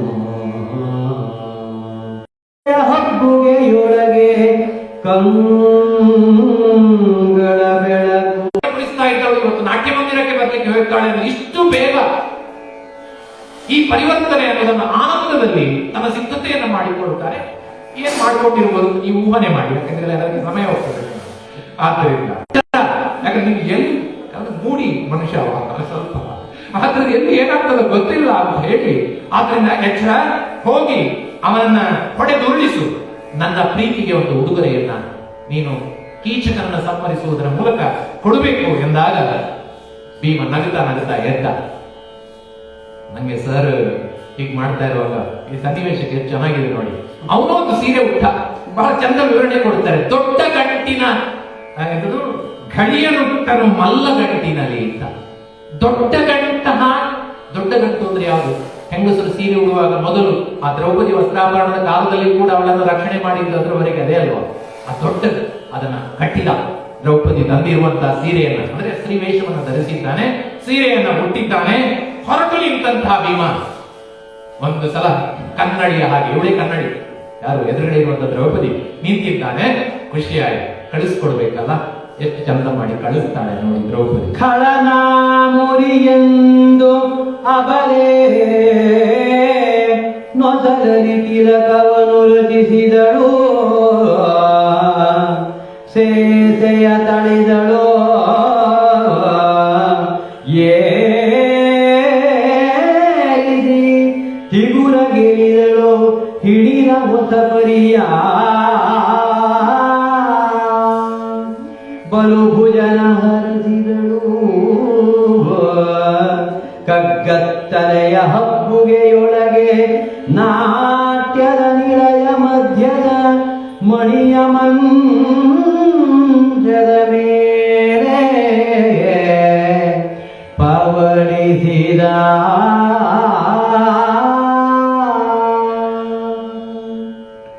ನೀವು ಕೊಟ್ಟ ಸಮಯದಲ್ಲಿ 3 ನಿಮಿಷ ಉಳಿದಿದೆ. ನನ್ನ ಪುಸ್ತಕದಲ್ಲಿ 3 ಪದ್ಯ ಉಳಿದಿದೆ. ವಿವರಣೆ ತುಂಬಾ ಇದೆ ಮಧ್ಯದಲ್ಲಿ. ಭೀಮನನ್ನ ಕಳಿಸಿಕೊಡ್ಬೇಕು ದ್ರೌಪದಿ. ಏನ್ ಮಾಡ್ತಾಳೋದು? ಮೊದಲಿಗೆ ಅವನ ಕೂದಲುಗಳನ್ನೆಲ್ಲ ಒಪ್ಪವಾಗಿ ಕಟ್ಟಿದ್ದಂತೆ. ಯಾಕಂದ್ರೆ ಹೆಣ್ಣಿನ ವೇಷದಲ್ಲಿ ಹೋಗುದು, ಭೀಮನ ಕೂದಲು ಕಟ್ಟಿ ಒಪ್ಪವಾಗಿ ಅದನ್ನ ಸುಗಂಧ ದ್ರವ್ಯವನ್ನ ಲೇಪಿಸ್ತಾಳೆ. ಅದಕ್ಕಿಂತ ಮುಖ್ಯವಾಗಿ ಖಳನಾದ ಭೀಮನನ್ನ ವಧಿಸಿ ಬಾ ಎಂಬುದಾಗಿ ಅವನ ಹಣೆಯಲ್ಲಿ ವಿಜಯ ತಿಲಕವನ್ನಿಟ್ಟಳು. ನನಗೆ ಕುತೂಹಲ ಅದು, ತಿಲಕ ಇಟ್ಟು ಸರಿಯಪ್ಪ, ಅಡುಗೆಯ ಭೀಮಸೇನನ ಕೋಣೆಯಲ್ಲಿ ಕುಂಕುಮ ಎಲ್ಲಿದ್ದ ಕೇಳಿದ್ರೆ ನಾನು ಊಹನೆ ಮಾಡಿದ್ದು, ತನ್ನ ಹಣೆಯ ಮೇಲೆ ಇರತಕ್ಕಂತ ಕುಂಕುಮದಲ್ಲಿರುವ ತಿಲಕವನ್ನ ತೆಗೆದು ಭೀಮಸೇನನ ಹಣೆಗೆ ಧರಿಸಿದ್ದಾಳೆ. ಎದ್ದು ಬಾ, ಎಂದು ಚಂದದ ಸನ್ನಿವೇಶ ಯೋಚನೆ ಮಾಡಿ. ಹಣೆಗೆ ತಿಲಕವನ್ನಿಟ್ಟು ಗೆದ್ದು ಬಾ ಅಂತ ಹೇಳಿದ್ದಾಳೆ. ಇನ್ನೊಂದು ಅಡಿಗೆ ಕೋಣೆ, ಧಾರಾಳವಾಗಿ ಸಿಗಬಹುದಾದ ದಕ್ಷತೆ, ಅಲ್ಲೇ ಹುಡುಕಿದ್ದ. ಅಕ್ಕಿಯ ಕಾಲನ್ನು ತೆಗೆದುಕೊಂಡಿದ್ದಾಳೆ. ಪ್ರಶ್ನೆ ಬರುವುದು, ಮದುವೆ ಮನೆಗಳಲ್ಲೂ ಇದೇ ಪ್ರಶ್ನೆ. ದೊಡ್ಡವರು ಆಶೀರ್ವಾದ ಮಾಡುವ, ಚಿಕ್ಕ ಹುಡುಗ ಹೋಗಿ ಕೂಡ ಹಾಕ್ತಾನೆ, ಅವನಿಗೆ ಹಕ್ಕಿದೆಯಾ? ಅದರ ಜೊತೆಗೆ ಇನ್ನೊಂದು ಸಮಸ್ಯೆಯೂ ಇದೆ. ಈಗ ಆಶೀರ್ವಾದವೇ ಉಡುಗೊರೆ ಅಂತ ಕೆಳಗೆ ಹಾಕಿರ್ತಾರೆ. ಕೆಲವರು ಬಹುಮಾನ ಇಟ್ಕೊಂಡು ಬರ್ತಾರೆ. ಈ ದೊಡ್ಡ ಸಂಕಷ್ಟ ಇದೆ ತರದಿರುವವರಿಗೆ ಅವ್ರು ಇಟ್ಕೊಂಡು ಬರ್ತಾರೆ ಬಹಳ ಮುಖ್ಯವಾಗಿ. ಆದ್ರೆ ನಾನು ಇದನ್ನು ಬರಿತಾ ಇರ್ಬೇಕಾದ್ರೆ ಅರ್ಥ ಮಾಡ್ಕೊಂಡದ್ದೇನು ಅಂದ್ರೆ ಕರೆಕ್ಟ್ ಇದೆ. ಅದು ತರುವವರು ಯಾರ್ಯಾರೆಲ್ಲ ಚಿಕ್ಕವರು, ಅವರಿಗಿಂತ ಕ್ಲಾಸ್ಮೇಟ್ಸ್ ಅವರೆಲ್ಲ ಅವ್ರು ತರಬಹುದು. ಯಾಕೆ? ಅವ್ರಿಗೆ ಆಶೀರ್ವಾದ ಮಾಡುವುದಲ್ಲ, ಅವರು ಆಶೀರ್ವಾದ ಮಾಡುವವರಿಗೆ ಮಾತ್ರ ಆಶೀರ್ವಾದ ಹುಡುಗರೆ. ಆಶೀರ್ವಾದ ಮಾಡದಿರೋರು ಆಗತ್ತೆ ಕೊಡಬಹುದು ಅಂತ ಹೇಳುದು ನಾನು. ಹಾಗಾಗಿ ಇವಳು ಸೇಸೆ ಅಕ್ಕಿಯನ್ನ ಹಾಕಿದ್ದಾಳೆ. ಬೇರೆ ದೃಷ್ಟಿಯಿಂದ ದ್ರೌಪದಿಗೆ ಹಾಕಿದೆ ಪಾಂಚಾಲಿ ಅವಳು. ಆದ್ದರಿಂದ ಹಾಗಾಗಿ ಅಕ್ಷತೆಯನ್ನ ಹಾಕಿ ಅದುಷ್ಟನನ್ನು ಸಂಹರಿಸಿ ಬಾ ಎಂಬುದಾಗಿ ಅರಸಿದ್ದಾಳೆ. ಕಗ್ಗತ್ತಲಿಂದ ತುಂಬಿರತಕ್ಕಂತಹ ಆ ಪ್ರದೇಶದಿಂದ ಹೊರಟು ಯಾರಿಗೂ ಗೊತ್ತಾಗದ ಹಾಗೆ ನಾಟ್ಯ ಮಂದಿರವನ್ನ ಪ್ರವೇಶ ಮಾಡಿದ್ದಾನೆ ಭೀಮಸೇನ. ಇವಳು ಹಿಂದೆ ಹೋಗಿದ್ದಾಳೆ, ನೋಡ್ಬೇಕಲ್ಲ ಇವಳಿಗೂ ದೃಶ್ಯ. ಅದನ್ನ ಇವಳು ಮರೆಯಲ್ಲಿ ನಿಂತಿದ್ದಾಳೆ. ಆ ನಾಟ್ಯ ಮಂದಿರದ ಮಧ್ಯಭಾಗದಲ್ಲಿ ಮಂಚವನ್ನ ಹಾಕಿದ್ದಾರೆ. ಆ ಮಂಚದ ಮೇಲೆ ಕುಳಿತಿದ್ದಾನೆ ಭೀಮಸೇನ. ಈಚೆ ಕಾಮಾತುರನಾಗಿರ್ತಕ್ಕಂತಹ ಕೀಚಕ ಎಲ್ಲ ರೀತಿಯ ಸಿದ್ಧತೆ ಆದ ಮೇಲೆ ಕೈಗೆ ಮಲ್ಲಿಗೆಯ ಹಾರವನ್ನ ಸುತ್ತಿಕೊಂಡು ಸುಗಂಧ ದ್ರವ್ಯಗಳನ್ನ ಪೂಸಿಕೊಂಡು ಗಂಡುಡುಗೆಯನ್ನ ಕೊಟ್ಟು ಉತ್ತರೀಯವನ್ನ ಧರಿಸಿ ಅದರ ಸೆರಗನ್ನ ಲೆಕ್ಕಿಸುವುದೇ ಇಲ್ಲ. ನಾವು ಮನಸ್ಸಿನಲ್ಲಿ ಏನೋ ಕೆಟ್ಟದೇ ಆದ್ರೆ ಮಾಡಬೇಕು ಅಂತ ಹೊರಟಾಗದೆಲ್ಲ ಗೌಣ ಮಾಡುವುದು, ನಾವು ತಿರಸ್ಕರಿಸುವುದು. ಹಾಗೆ ಪ್ರವೇಶಿಸಿದ್ದಾನೆ. ಒಳಗೆ ಬಂದು ಆ ತಡವರಿಸುತ್ತ ಮಂಚವನ್ನ ಮುಟ್ಟಿದ್ದಾನೆ. ಮಂಚ ಇರುವ ಸ್ಥಳವನ್ನು ಮುಟ್ಟಿದ್ದಾನೆ. ನಿನಗೆ ಸರಿಯಾದ ಜೋಡಿ ಇದ್ರೆ ನಾನು ಕೀಚಕ ಹೇಳುವ ಮಾತು. ಆದ್ದರಿಂದ ದೇವತೆಗಳಲ್ಲಿ, ಮನುಷ್ಯರಲ್ಲಿ ಬಿಡು, ದೇವತೆಗಳಲ್ಲಿ ಕೂಡ ನನಗಿಂತ ಚೆಲ್ಲುವರು ಇಲ್ಲ. ಎಲ್ಲ ಅವ್ರ ಬಗ್ಗೆ ಅವನೇ ಹೇಳ್ಕೊಳ್ಳು. ಈ ಜಗತ್ತಿನಲ್ಲಿ ಡೇಂಜರ್ ಅಂದ್ರೆ ಇದು. ಯಾವಾಗ್ಲೂ ಬಹಳ ವಿನೀತ ಭಾವದಿಂದ ಹೇಳ್ತೇನೆ, ನಮ್ಮ ಬಗ್ಗೆ ಬೇರೆಯವರು ಹೇಳಬೇಕು ಒಳ್ಳೆಯ ಮಾತುಗಳನ್ನು, ನಮ್ಮ ಬಗ್ಗೆ ನಾವೇ ಹೇಳಿಕೊಳ್ಳುವುದಲ್ಲ. ಅಂದ್ರೆ ಸ್ತ್ರೀಯರು ಪುರುಷರು ಎಲ್ಲರೂ ಕೂಡ ನನ್ನನ್ನು ಮೋಹಿಸಲು, ಸ್ತ್ರೀಯರನ್ನು ಯಾರು ಕೂಡ ನನ್ನನ್ನು ತಿರಸ್ಕರಿಸುವವರು ಅಂತ ಇಲ್ಲ. ಅಂದಮೇಲೆ ಸತ್ಯ ಹೇಳು, ನಾನು ಸುಂದರ ಹೌದು ಅಲ್ವಾ? ಇಷ್ಟೆಲ್ಲ ಹೇಳಿದ ಮೇಲೆ ಅವನಿಗೆ ಪುನಃ ಸಂಶಯ. ಆದ್ರಿಂದ ಕೇಳ್ತಾನೆ, ನಾನು ಸುಂದರ ಅಂಗ ಹೌದಾ ಅಲ್ವಾ? ಎಲವೋ ಕೀಚಕ, ಹಾಗೆ ಇರ್ಬೋದು. ನಿನ್ನ ಹೋಲುವ ಚೆಲುವರಿಲ್ಲ ಅಂತಿರಲಿ ಲೋಕದ ದಡನೆಯರ ಪರಿಯಲ್ಲ ತನ್ನಯ ರೂಪು ಬೇರೊಂದು ಇಳೆಯ.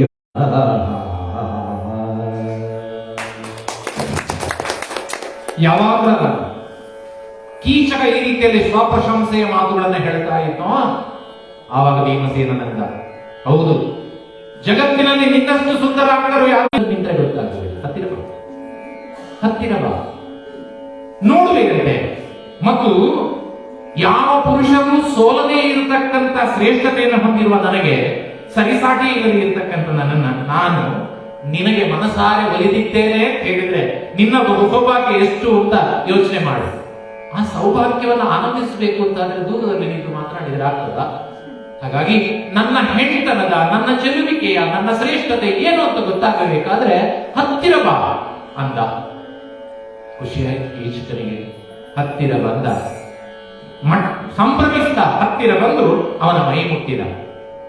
ಮಧ್ಯದಲ್ಲಿ ಒಂದಿಷ್ಟು ಅಶ್ಲೀಲ ಅಂತ ಹೇಳಬಹುದಾದ ರೀತಿ ವಿವರಣೆಗಳಿವೆ, ನಾನು ಈ ಸಭೆಯಲ್ಲಿ ಉಲ್ಲೇಖಿಸುವುದಿಲ್ಲ. ಮೈ ಮುಟ್ತಾ ಇದ್ದ ಹಾಗೆ ಸ್ವಲ್ಪ ಹೊತ್ತಿನಲ್ಲಿ ಅನುಮಾನ ಕಾಡುವುದಕ್ಕೆ ಪ್ರಾರಂಭವಾಯಿತು. ಹೆಣ್ಣಿನ ಶರೀರದ ಮೃದುತನವೇ ಬೇರೆ, ಭೀಮಸೇನನ ಕಟ್ಟಾಳುವಿನ ಶರೀರದ ಒರಟುತನವೇ ಬೇರೆ.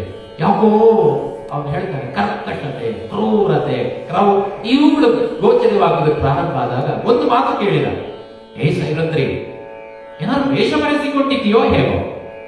ಬೇರೆಯವರ ವೇಷವನ್ನು ಧಾರಣೆ ಮಾಡಿಕೊಂಡು ಬಂದು ನನ್ನನ್ನು ಪರೀಕ್ಷೆ ಮಾಡಬೇಕು ಅಂತ ಯೋಚನೆ ಮಾಡಿದ್ಯೋ ಹೇಗೆ ಅಂತ ಹೇಳಿ ಪ್ರಶ್ನೆ ಮಾಡಿದ್ರೆ, ಹೌದು, ಬೇರೆಯವರ ವೇಷವನ್ನೇ ಧರಿಸಿದವಳು ನಾನು ಅಂತ ಮುಸುಕನ್ನು ತೆಗೆದಂತೆ ಕೀಚಕನ ತಲೆಯ ಕೂದಲನ್ನ ಗಮಕ್ಕನ ಭೀಮಸೇನ ಹಿಡಿದು ಬಿಟ್ಟ. ತಿವಿದನೋ ಉರವಣಿಸಿ ಮಾರುತಿ ಕವಿದು ಹೆಣಗಿದನೋ ಅಡಸಿ ಹೊಯ್ದೊಡೆ ಬವರಿಯಲಿ ಟೊಣದವು ಕಿರೊಡೆ ಮನ ಮುರಿಯದೆ ಒಳ ಹೊಕ್ಕು ಸವಡಿ ಮಂದರದಂತೆ ಕೀಚಕ ಪವನ ಸುತರೊಪ್ಪಿದರು. ಭೀಮನ ಯುವತಿ ನಗುತ್ತ ಆಲಿಸುತ್ತಲಿದ್ದಳು. ಹೊಯ್ಲ ಹೋರಟೆಯ ಭೀಮನ ಯುವತಿ ಆಲಿಸುತ್ತಲಿದ್ದಳು. ಭೀಮಸೇನ ಗಬಕ್ಕನೆ ಕೀಚಕನ ಶಿರೋಭಾಗವನ್ನು ಹಿಡಿದಿದ್ದಾನೆ. ಅವನು ಹೊಯ್ದಾಡ್ತಾ ಇರುವಾಗ ಹೇಳಿದ, ನನ್ನ ಶರೀರದಲ್ಲಿ ಕರ್ಕಶತೆ ಕಾಣಿಸ್ತಾ ಇದೆ ಅಲ್ಲ? ಯಾವ ಪರಸ್ತ್ರೀಯೂ ಕೂಡ, ಪರಸ್ತ್ರೀಯನ್ನ ಯಾರಾದ್ರೂ, ನನ್ನ ಕ್ಲಾಸ್ನಲ್ಲಿ ಕಥೆಯನ್ನೆಲ್ಲ ಹೇಳುವಾಗಲೂ ಯಾವಾಗಲೂ ಕೂಡ ಒಂದು ಸಿನಿಮಾವನ್ನು ನೆನಪು ಮಾಡಿಕೊಳ್ಳೋದು. ಹಬ್ಬ ಇರಬೇಕು ಆ ಸಿನಿಮಾ. ವಿಷ್ಣುವರ್ಧನ್ ಆಕ್ಟ್ ಮಾಡಿ, ನೀವು ನೋಡಿದ್ದೀರೋ ಗೊತ್ತಿಲ್ಲ, ಹಿರಿಯರಲ್ಲಿ ನೋಡಿರ್ಬೋದು. ಅದರೊಳಗೆ ಬರ್ತದೆ ಹೆಣ್ಣಿನ ವೇಷ ಹಾಕಿಕೊಂಡು ಹೊಡೆದಾಟ ಮಾಡೋದು. ಅದು ಈ ಸನ್ನಿವೇಶಕ್ಕೆ ಬಹಳ ಒಗ್ಗು ತಕ್ಕಂಗ. ಆದ್ರೆ ಹಬ್ಬ ಅಂತಲ್ಲ ಅಂತೇನೋ ಬರ್ತದೆ. ಹಾಗೆ ಹೊಡೆದಾಟಕ್ಕೆ ತನ್ನ ಮುಷ್ಟಿಯಿಂದ ಗುದ್ದುವುದಕ್ಕೆ ಪ್ರಾರಂಭ ಮಾಡಿದ. ಆ ಕತೆ ಕೇಳಿರ್ಬೋದು ನೀವಂತ ಅಂದ್ಕೊಳ್ತೇನೆ. ಈ ಮಾಸ್ಟರ್ಗಳು ಪ್ರಶ್ನೆ ಕೇಳುವಾಗ ಪರೀಕ್ಷೆಯಲ್ಲಿ ಸರಿ ಕೇಳಬೇಕು ಅಂತ ಹೇಳ್ತಾರೆ. ಭೀಮ ದುರ್ಯೋಧನನನ್ನು ಅಥವಾ ಭೀಮ ಕೀಚಕನನ್ನು ಹೇಗೆ ಕೊಂದನು ಅಂತ ಕೇಳಿದ್ರಂತೆ. 2 ಪುಟಕ್ಕೆ ಮೀರದಂತೆ ಬರೀರಿ ಅಂತ. ಹುಡುಗರಿಗೆ ಗೊತ್ತಿಲ್ಲ. ಅವ ಶುರು ಮಾಡಿದ ಭೀಮ ಕೀಚಕನನ್ನು ಗುದ್ದಿ ಗುದ್ದಿ ಗುದ್ದಿ ಗುದ್ದಿ ಗುದ್ದಿ 3 ಪುಟ ಗುದ್ದಿ ಹೋರಾಟವನ್ನ ಮಾಡ್ತಾನೆ. ಬಹು ಹೊತ್ತಿನವರೆಗೆ ಆ ಹೋರಾಟ, ಮುಷ್ಟಿಯ ತಿವಿತ ಇತ್ಯಾದಿಗಳು ನಡೆದು 2 ಪರ್ವತಗಳು ಪರಸ್ಪರ ಹೋರಾಡುತ್ತಿರುವಂತೆ ಕಾಣಿಸ್ತು ಅಂತ ಕವಿ ಹೇಳ್ತಾನೆ. ನಾನು ಇದನ್ನು ಹೀಗೆ ವಿವರಿಸುವುದು ಬೇಕಾಗಿಲ್ಲ ಅಂತ ಅನ್ಕೊಳ್ತೇನೆ. ಅಂತೂ ಬಹು ಹೊತ್ತಿನವರೆಗೆ ಹೋರಾಟ ನಡೆದ ಮೇಲೆ ಕೊನೆಗೆ ಅವರಿಬ್ಬರು ಪರಸ್ಪರ ಹೊಯ್ದು ಅವ್ರ ಬಾಯಿ, ನನ್ ಈ ಟೆನಿಸ್ ನೆನಪಾಗುದು. ಅವ್ರು ಹೊಡೆಯುವುದು ಮಾತ್ರ ಅಲ್ಲ, ಅವ್ರ ಬಾಯಿಗೆ ಶಬ್ದ ಬರ್ತಿದೆ ನೋಡಿ, ಟೆನಿಸ್ ನಂಗೆ ಬರುದಿಲ್ಲ ಶಬ್ದ ಬರುತ್ತೆ. ಹಾಗೆ ಈ ಒಡದಾಟ ಬೈಲ ಇದನ್ನ ಮರೆಯಲ್ಲಿ ನಿಂತು ನೋಡಿಸ್ತಿರುವಂತ ದ್ರೌಪದಿ ಆನಂದಿಸ್ತಾ ಇದ್ದಾಳೆ ಅವಳು ಆನಂದ. ಯಾಕಂದ್ರೆ ಕೀಚಕ ದುರ್ಬಲಗೊಳ್ತಾ ಇರೋದನ್ನ ನೋಡ್ತಾ ಇದ್ದಾಳೆ, ಆನಂದಿಸ್ತಾ ಇದ್ದಾಳೆ. ಅಂತಹ ಹೊತ್ತಿನಲ್ಲಿ ಕೊನೆಯ ಪದ್ಯ. ತಿರುಗಿ ಪೈಸರ ಹೋಗಿ ಪವನಜ ಮರಳಿ ತಿವಿದನು ಬಿರಿದವು ಆಲಿಗಳು ಆಗಳು ಹೊಲೆದೊಲೆದು ಬಿರಿದವು ಕಣ್ಣುರುಗಿ ಕಾಯ ಕೀಚಕನ ಕಳೆದುದು. ಹೋರಾಟ ಭೀಕರವಾಗಿ ನಡೀತಾ ಇದ್ದಂತ ಸನ್ನಿವೇಶ. ಸೋಲು ಗೆಲುವು ನಿರ್ಣಯ ಮಾಡ್ಲಿಕ್ಕೆ ಆಗದೇ ಇರುವಂತಹ ಹೊತ್ತಿನಲ್ಲಿಯೂ ಕೂಡ ಕೊನೆಯ ಒಂದು ಕ್ಷಣದಲ್ಲಿ ಭೀಮಸೇನ ಸ್ವಲ್ಪ ಸೋತವನಂತೆ ಹಿಮ್ಮೆಟ್ಟಿದ. ಅವನು ಹಿಮ್ಮೆಟ್ತಾ ಇದ್ದಾನೆ, ಕುಸಿತಾ ಇದ್ದಾನೆ ಅಂತ ಒಂದು ಆನಂದದಲ್ಲಿ ನೇರವಾಗಿ ನಿಂತಹ ಕೀಚಕ ಆ ಹೊತ್ತಿಗೆ ರಭಸವಾಗಿ ಓಡಿ ಬಂದ ಭೀಮಸೇನ ತನ್ನ 2 ಮುಷ್ಟಿಗಳನ್ನು ಹಿಡಿದು ಅವನ ಎದೆಯ ಭಾಗಕ್ಕೆ ಜೋರಾಗಿ ಬಡದ. ಎದೆ ಬಿರಿದು ಹೋಯಿತು. ಎದೆ ಬಿರಿದದ್ದು ಮಾತ್ರ ಇಡೀ ಶರೀರ ಭೀಕರವಾಗಿ ಇಬ್ಬಾಗವಾಗಿ ಹೋಯಿತು. ಉದರದಲ್ಲಿ ಹಾಗೆ ನೆಲದ ಮೇಲೆ ಬಿದ್ದು ಹೋಗ್ಬಿಟ್ಟಿಲ್ಲ. ಅಷ್ಟೇ ಅಷ್ಟೇ. ಯಾಕೆ ಹೇಳಿದ್ರೆ ನನ್ನ ಗಡಿಯಾರ ಹೇಳ್ಬಿಟ್ಟ, ಭೀಮಸೇನ ಅಂತ ಹೇಳೋದೇ ಇಲ್ಲ. ತುಂಬಾ ಘಟನೆಗಳು ಮುಂದಕ್ಕೆ ಹೋಗ್ತವೆ. ಅವಳನ್ನ ಇನ್ನೊಂದು ಸಂದರ್ಭಕ್ಕೆ ಇವನ ಹೆಣವನ್ನ ತಗೊಂಡು ಹೋಗುವಾಗ, ಸುಡ್ಲಿಕ್ಕೆ ತಗೊಂಡು ಹೋಗುವಾಗ ದ್ರೌಪದಿಯನ್ನು ಹೊತ್ಕೊಂಡು ಹೋಗ್ತಾರೆ. ಭೀಮಸೇನಿಗೆ ಗೊತ್ತಾಗಿ ಮತ್ತೆ ಪುನಃ ಒಂದು ವೇಷದಲ್ಲಿ ಅಲ್ಲಿ ಬಂದು ದ್ರೌಪದಿಯನ್ನು ಬಿಡಿಸ. ಹೀಗೆಲ್ಲ ಕಥೆ ಮುಂದಕ್ಕೆ ಹೋಗ್ತದೆ. ಸದ್ಯಕ್ಕೆ ಇವತ್ತು ಕೀಚಕವದೆ ಮಾತ್ರ ಅದರಿಂದ ಅಷ್ಟಕ್ಕೆ ನಿಲ್ಲಿಸ್ತಾ ಇರೋಣ. ಬಂಧುಗಳೇ, ನಾನು ಆಗ್ಲೇ ಹೇಳಿದ್ದೆ ಕಲ್ಲೂರಾಯ, ಇವರು ನಮ್ಮವರು, ಒಬ್ರು ಹೇಳಿಲ್ಲ ಚಪ್ಪಾಳೆ ತಟ್ಟಿದ್ದೀರಿ, ಪ್ರೀತಿ ತೋರಿಸಿದ್ದೀರಿ. ನಾವು ಕುತ್ಕೊಳ್ಳುವ ಅನಿವಾರ್ಯತೆ ಇದೆ, ನೀವು ಕುತ್ಕೊಳ್ಳುವ ಅನಿವಾರ್ಯತೆ ಇಲ್ಲ. ಆದ್ರೆ ಕೂತಿದ್ದೀರಿ ಅಂದ್ರೆ ಪ್ರೀತಿಯಿಂದ ಕೂತಿದ್ದೀರಿ ಅಂತ ಅರ್ಥ. ಹಾಗಾಗಿ ನಿಮಗೆ ಬಹಳ ಪ್ರೀತಿಯಿಂದ ಕೃತಜ್ಞತೆಗಳನ್ನ ಸಲ್ಲಿಸ್ತೇನೆ. ಮಕ್ಕಳು ಹಾಡ್ತಾರೆ ಮತ್ತು ಹುಡುಗರ ಜೊತೆಯಲ್ಲಿ ಬಹಳ ಖುಷಿ ಆಯ್ತು ನನಗೆ. ಅವರ ಸ್ವರ ಆಲಿಸಿ ಖುಷಿ ಆಯ್ತು. ಮತ್ತು ಗಮಕ ಕಲಾ ಪರಿಷತ್ತು ಅವರಿಗೂ ಕೃತಜ್ಞತೆಯನ್ನು ಸಲ್ಲಿಸ್ತೇನೆ. ಕಲ್ಲೂರಾಯರು ಮತ್ತು ಅವರ ಬಂಧು ಬಳಗ ಅವರಿಗೂ ಕೃತಜ್ಞತೆಯನ್ನು ಸಲ್ಲಿಸ್ತೇನೆ. ಎಲ್ಲ ಹಿರಿಯರು ಬಂದಿದ್ದೀರಿ, ಎಲ್ಲರಿಗೂ ಕೂಡ ಬಹಳ ಪ್ರೀತಿಯಿಂದ ಈ ಕಾರ್ಯಕ್ರಮ ಚಂದ ಕಾಣಿಸಿದ್ದಕ್ಕಾಗಿ ಎಲ್ಲರಿಗೂ ಕೂಡ ಕೃತಜ್ಞತೆಗಳನ್ನು ಸಲ್ಲಿಸ್ತಾ ಮಂಗಳವನ್ನು ಹಾಡೋದಕ್ಕೆ ನಾನು ಕೇಳ್ತೇನೆ. 1-2 ಮಾತುಗಳನ್ನು ಆಡಿ ಮಂಗಳ ಪದ್ಯವನ್ನು ಹಾಡಲಿಕ್ಕೆ ನಮ್ಮನ್ನು ಕೇಳ್ತಾ ಇದ್ದೇನೆ. ಬಂಧುಗಳೇ, ನಕಲಗೋಡು ಹಾಗೂ ಹಾಸನದಲ್ಲಿ ಶಾಲೆಯಲ್ಲಿ ಅವರು ಶಿಕ್ಷಕರ ಕೆಲಸ ಮಾಡ್ತಾ ಇದ್ರು. ಅಂದಿನಿಂದ ಅವರು ನಮ್ಮ ಜೊತೆಗೆ ಗಮಕದ ಯಾವುದೇ ಕೈಂಕರ್ಯ ಆದರೂ ನಮ್ಮ ಜೊತೆಗೆ ಇರ್ತಾ ಇದ್ರು. ಅವರಿಗೆ ಮೊನ್ನೆ ಸಹ ಒಂದು ಮೆಸೇಜ್ ಹಾಕಿದ್ರು. ಗಮಕ ಹಬ್ಬ ಅಂತ ನಾವು ಸುಮಾರು 20 ವರ್ಷಗಳಿಂದ ಮಾಡ್ಕೊಂಡು ಬರ್ತಾ ಇದ್ದೇವೆ. ಮೊದಲು ನಾವು 4-6 ಸಂಸ್ಥೆಗಳನ್ನು ಸೇರಿಕೊಂಡು ಬ್ಯಾಂಕ್ಗಳನ್ನು ಸಹಕಾರ ಕೊಡ್ತಾ ಇದ್ವಿ. ಆವಾಗ ಬ್ಯಾಂಕ್ಗಳ ಬೇರೆ ಬ್ಯಾಂಕ್ಗಳ ಬ್ಯಾನರ್ಗಳನ್ನು ಒಂದು ಜಾಯಿಂಟ್ ಮಾಡಿ ನಾವು ಕೊಡ್ತಾ ಇದ್ವಿ. ಅದಕ್ಕೆ ಅವರು ಯಾವಾಗಲೂ ಅವರೇ ಸಹಕಾರ ನೀಡ್ತಾ ಇದ್ರು ನಮ್ಮ ಜೊತೆಗೆ. ಇವತ್ತು ಅವರು ಉಜಿರೆಗೆ ಬಂದು ಇಲ್ಲಿ ಗಮಕದ ಪ್ರಚಾರವನ್ನು ಮಾಡ್ತಿದ್ದಾರೆ. ನಾವು ಸಹ ಅಲ್ಲಿ ನಮ್ಮ ರಾಮಕೃಷ್ಣ ಇಲ್ಲೇ ಇರೋದ್ರಿಂದ ಈಗ ದೊಡ್ಡದು 20 ಅಡಿಯ ಉದ್ದದ 8 ಅಡಿ ಬೈ 20 ಅಡಿ ದೊಡ್ಡ ಫ್ಲೆಕ್ಸ್ ಅನ್ನು ಹಾಕಿಬಿಟ್ಟು ಈ ತರ ಏನು ನಮ್ಮ ಸೇಫ್ಟಿ ಪಿನ್ ಹಾಕುವ ಕೆಲಸವನ್ನು ಮಾಡ್ತಾ ಇದ್ದಾರೆ ನಾವು ಅಲ್ಲೀಗ. ಈ ಒಂದು ನಿರೂಪಣೆ ಮಾಡ್ಕೊಳ್ತಾ ರಾಮಕೃಷ್ಣರು ಬೆಳ್ತಂಗಡಿ ತಾಲೂಕಿನ ಒಂದು ಗಮಕಲಾ ಪರಿಷತ್ತಿನ ಒಂದು ಘಟಕದ ಅಧ್ಯಕ್ಷರಾಗಿ ಸಾಕಷ್ಟು ಗಮಕದ ಕೆಲಸವನ್ನು ಮಾಡ್ತಾ ಇದ್ದಾರೆ. ಬಹುಶಃ ದಕ್ಷಿಣ ಕನ್ನಡದ ಎಲ್ಲ ತಾಲೂಕುಗಳಿಗಿಂತ ಬಹುಶಃ ಬೆಳ್ತಂಗಡಿ ತಾಲೂಕಿನಲ್ಲಿ ಜಾಸ್ತಿ ಗಮಕದ ಕೆಲಸ ಆಗ್ತಾ ಇದೆ ಅಂತ ನಾನು ಅದನ್ನು ಅಂದ್ಕೊಂಡಿದ್ದೀನಿ. ಇವತ್ತು ನಮ್ಮ ಸತ್ಯಪ್ರಿಯರು ಏನು ಹೆಸರೇ ಎಷ್ಟು ಚೆನ್ನಾಗಿದೆ ಅಂತ ಹೇಳಿದ್ರೆ, ಸತ್ಯಪ್ರಿಯರ ಒಂದು ಪ್ರಾಯದಲ್ಲಿ ಅವ್ರು ಮಾಡಿದ್ದಾರೆ.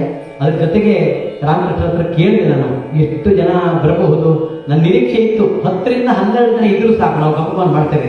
10 ಜನ ಅಂತ ಹೇಳಿ ನಮಗೆ 100 ಜನ ಅಂತ ನಾವು ಗಮಕದಲ್ಲಿ ಯಾವಾಗಲೂ ನಾವು ಆ ರೀತಿಯ ಒಂದು ಭಾವನೆ ಇಟ್ಕೋತೇವೆ. ಆದ್ರೆ ಇವತ್ತು ನೀವು ಎಷ್ಟು ಜನ ಇದ್ದೀರೋ ಅವ್ರು ಹೇಳಿದ್ರು, ಒಂದು ವೈಯಕ್ತಿಕವಾಗಿ ಹಾಗೂ ಗಮಕಲಾ ಪರಿಷತ್ತಿನ ಪರವಾಗಿ ಅನಂತ ವಂದನೆಗಳನ್ನು ಸಲ್ಲಿಸ್ತೇನೆ. ಹಾಗೆ ಇವತ್ತಿನ ಪ್ರಯೋಜನ ನೀಡಿದಂತಹ ಶ್ರೀಯುತ ಸತ್ಯಪ್ರಿಯರ ಕುಟುಂಬ ವರ್ಗದವರಿಗೆ ಭಗವಂತ ಆ ದೇವಿ, ನಾನು ಹಾಸನ ಜಿಲ್ಲೆಗೆ ಹೋಗಿ ಸುಮಾರು 30 ವರ್ಷಗಳಾಯಿತು. ಅಲ್ಲಿ ಹೋದ ಮೇಲೆ ನಾನು ಗಮಕವನ್ನು ಕಲಿತಿರುವುದು. ಅಲ್ಲಿ ಸಾಮಾನ್ಯವಾಗಿ ಬಯಲು ಸೀಮೆಯ ಒಂದು ವ್ಯಾಖ್ಯಾನ ಶೈಲಿ ಸ್ವಲ್ಪ ಬೇರೆ ತರ ಇದೆ. ಇಲ್ಲಿ ಸ್ವಲ್ಪ ಯಕ್ಷಗಾನದ ಶೈಲಿ ಮತ್ತೆ ಇಲ್ಲಿಯ ಭಾಷಾ ಒಂದು ಸೌಂದರ್ಯ ನಮಗೆ ಬಹಳ ಅಪರೂಪ ಇತ್ತು, ಬಹಳ ಖುಷಿಯಾಯಿತು. ತುಂಬ ವಿದ್ವತ್ಪೂರ್ಣವಾದಂತಹ ವ್ಯಾಖ್ಯಾನವನ್ನ ಮುರಳರಾಜ ರಂಜಾಲ ಸರ್ ಅವರು ಮಾಡಿದ್ದಾರೆ. ನನಗೆ ತುಂಬಾ ಖುಷಿಯಾಯಿತು. ಹಾಗಾಗಿ ವೈಯಕ್ತಿಕವಾಗಿ ನಾನು ಅವರಿಗೂ ಸಹ ಅನಂತ ವಂದನೆಗಳನ್ನು ಸಲ್ಲಿಸ್ತಾ ಶ್ರೀಯುತ ರಾಮಕೃಷ್ಣರವರಿಗೆ ಹಾಗೂ ಶಾಂತ ಚಿತ್ತದಿಂದ ಆಲಿಸಿದಂತಹ ತಮಗೆಲ್ಲರಿಗೂ ಸಹ ನಮ್ಮ ಗಣಪತಿ ಭಟ್ ಕುಳಂಬರು ಬಂದಿದ್ದಾರೆ, ಅವರಿಗೂ ಸಹ ನಾನು ಅನಂತ ವಂದನೆಯನ್ನು ಸಲ್ಲಿಸ್ತಾ ಮಂಗಳ ಪದ್ಯದೊಂದಿಗೆ ನಮ್ಮ ಈ ಕಾರ್ಯಕ್ರಮವನ್ನು ಮುಕ್ತಾಯಗೊಳಿಸ್ತೇವೆ.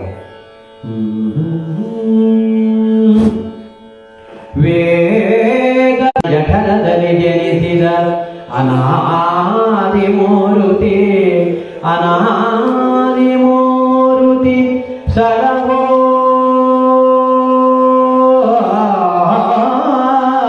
ಗರುಗಿನ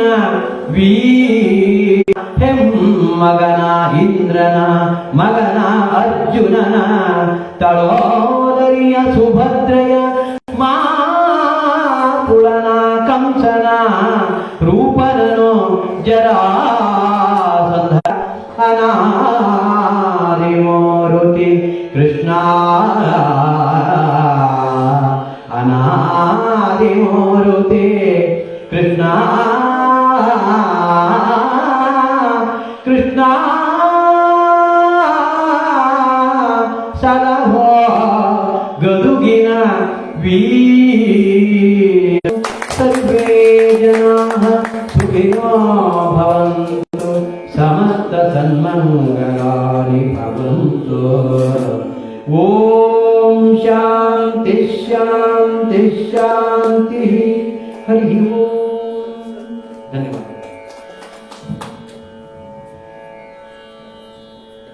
ಹರಿ ಓಂ ಅಂತಹ ಮನೆ ಮನೆ ಗಮಕ ಕಾರ್ಯಕ್ರಮ ನಿರೀಕ್ಷೆಯನ್ನು ಮೀರಿ ಯಶಸ್ವಿಯಾಗಿದೆ ಅಂತ ಹೇಳಿದ್ರೆ ತಪ್ಪಾಗಲಿಕ್ಕಿಲ್ಲ. ಇಬ್ಬರು ಕಲಾವಿದರಿಗೂ ಕೂಡ ಪರಿಷತ್ತಿನ ಪರವಾಗಿ ಕೃತಜ್ಞತೆಗಳನ್ನು ಸಲ್ಲಿಸ್ತೇವೆ. ಕಾಮೆಂಟ್ಸ್ ಮಾಡಿದರೆ ಅದು ಅಷ್ಟು ಚೆನ್ನಾಗಿರುವುದಿಲ್ಲ. ಸಾಮಾನ್ಯವಾಗಿ ಸುರೇಶ್ ಕುದುರೆ ಅಂತ ನಮ್ಮ ಜೊತೆಗೆ ಇದ್ದಾರೆ. ಅವರು ಈ ದಿವಸವೂ ಕೂಡ ತಮ್ಮ ಕೈಂಕರ್ಯವನ್ನು ನಡೆಸಿಕೊಡಬೇಕು ಅಂತ ಹೇಳಿ ಕೇಳಿಕೊಳ್ತೇನೆ.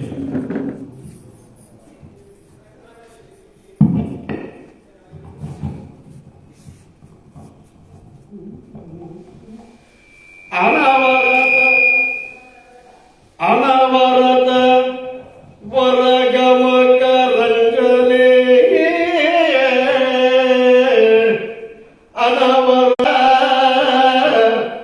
ದುರ್ಗೆಯು ಅನುದಿನದ ಸಾನ್ನಿಧ್ಯ ವೇದಿಕೆ ಬೂಡುಗೆರಿನಲಿ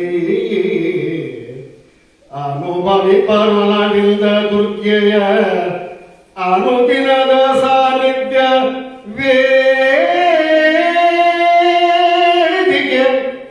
ಬೂಡು ಮೊಗೆಲಿನಲಿ ಬೂಡು ಮೊಗೆಲಿನಲಿ ಅನುಭವದ ರಂಜಾಳ ಪ್ರವಚನ, ಅನುಭವದ ರಂಜಾಳ ಪ್ರವಚನ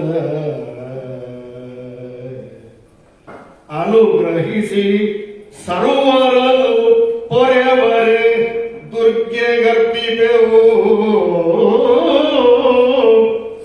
ಉಡುಪ ಪ್ರವಚನ ಮುನಿರಾಜ, ಉಡುಪ ವಾಚನ ಮುನಿರಾಜ ಪ್ರವಚನ ಸರ್ವರ ಪೊರೆವರೆ ದೇವಿ ಗರ್ಭಿದೆವು, ದುರ್ಗೆ ಗರ್ಭಿದೆವು.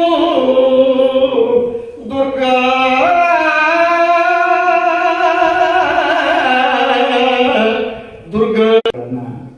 ಹೇಳಿ ನಮ್ಮನ್ನ ಹರಸಬೇಕು ಅಂತ ಹೇಳಿ ಕೇಳಿಕೊಳ್ತೇನೆ.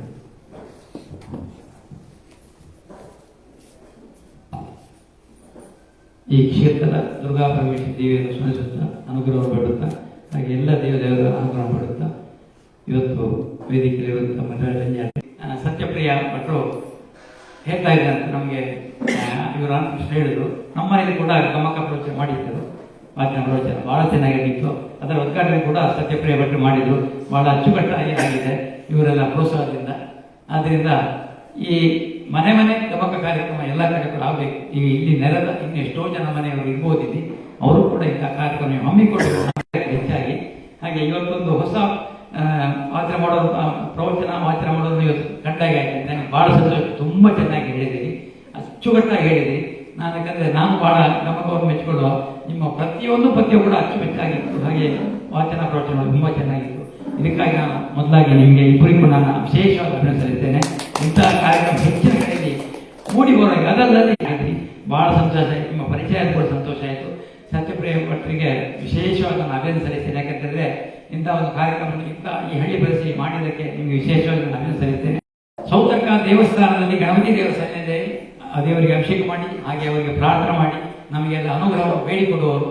ಆದ್ದರಿಂದ ನಿಮ್ಮ ಈ ಯಾವುದೇ ಗಳಿಕೆಯಲ್ಲೂ ಕೂಡ ನಿಮ್ಮ ಬಾಯಿಯ ಮಾತು ನೀವು ಹೇಳಿದ್ರೆ, ಯಾಕಂದರೆ ನೀವು ಸಂಕಲ್ಪ ಮಾಡೋಕೆಲ್ಲ ಮಾತು ಹೇಳ್ತೀರಿ, ಒಳ್ಳೆ ಮಾತು ಹೇಳ್ತೀರಿ. ನೀವು ಹೇಳಿದ ಮಾತು ಎಲ್ಲಿಗೂ ಫಲಿಸಿ ಅಂತ ಹೇಳುತ್ತಾ ನೆಮ್ಮದಿಯಿಂದ. ಆದ್ದರಿಂದ ಕಲೆಯ ಬಗ್ಗೆ ವಿಶೇಷವಾದಂತಹ ಆಸ್ಥೆಯನ್ನು ಹೊಂದಿದವರು. ಯಕ್ಷಗಾನದಲ್ಲಿ ಹಲವಾರು ಪ್ರಾಯೋಜಕತ್ವವನ್ನು ಮಾಡಿ ಕಲಾ ಸೇವೆಯನ್ನು ಮಾಡಿದಂಥವರು. ನಮಗೆ ಅವರ ಉಪಸ್ಥಿತಿ ನಮ್ಮ ಭುಜಗಳಿಗೆ ಬಲವನ್ನು ಕೊಡುತ್ತದೆ. ಅವರ ಹೆಸರಿನಲ್ಲಿ ಈ ಕಾರ್ಯಕ್ರಮಕ್ಕೆ ನಮ್ಮ ಆಹ್ವಾನದ ಮೇರೆಗೆ ಬಂದು ಕಾರ್ಯಕ್ರಮವನ್ನು ನಡೆಸಿಕೊಟ್ಟಂತಹ ಇಬ್ಬರು ಕಲಾವಿದರನ್ನು ಗೌರವಿಸುವಂತಹ ಕ್ಷಣ.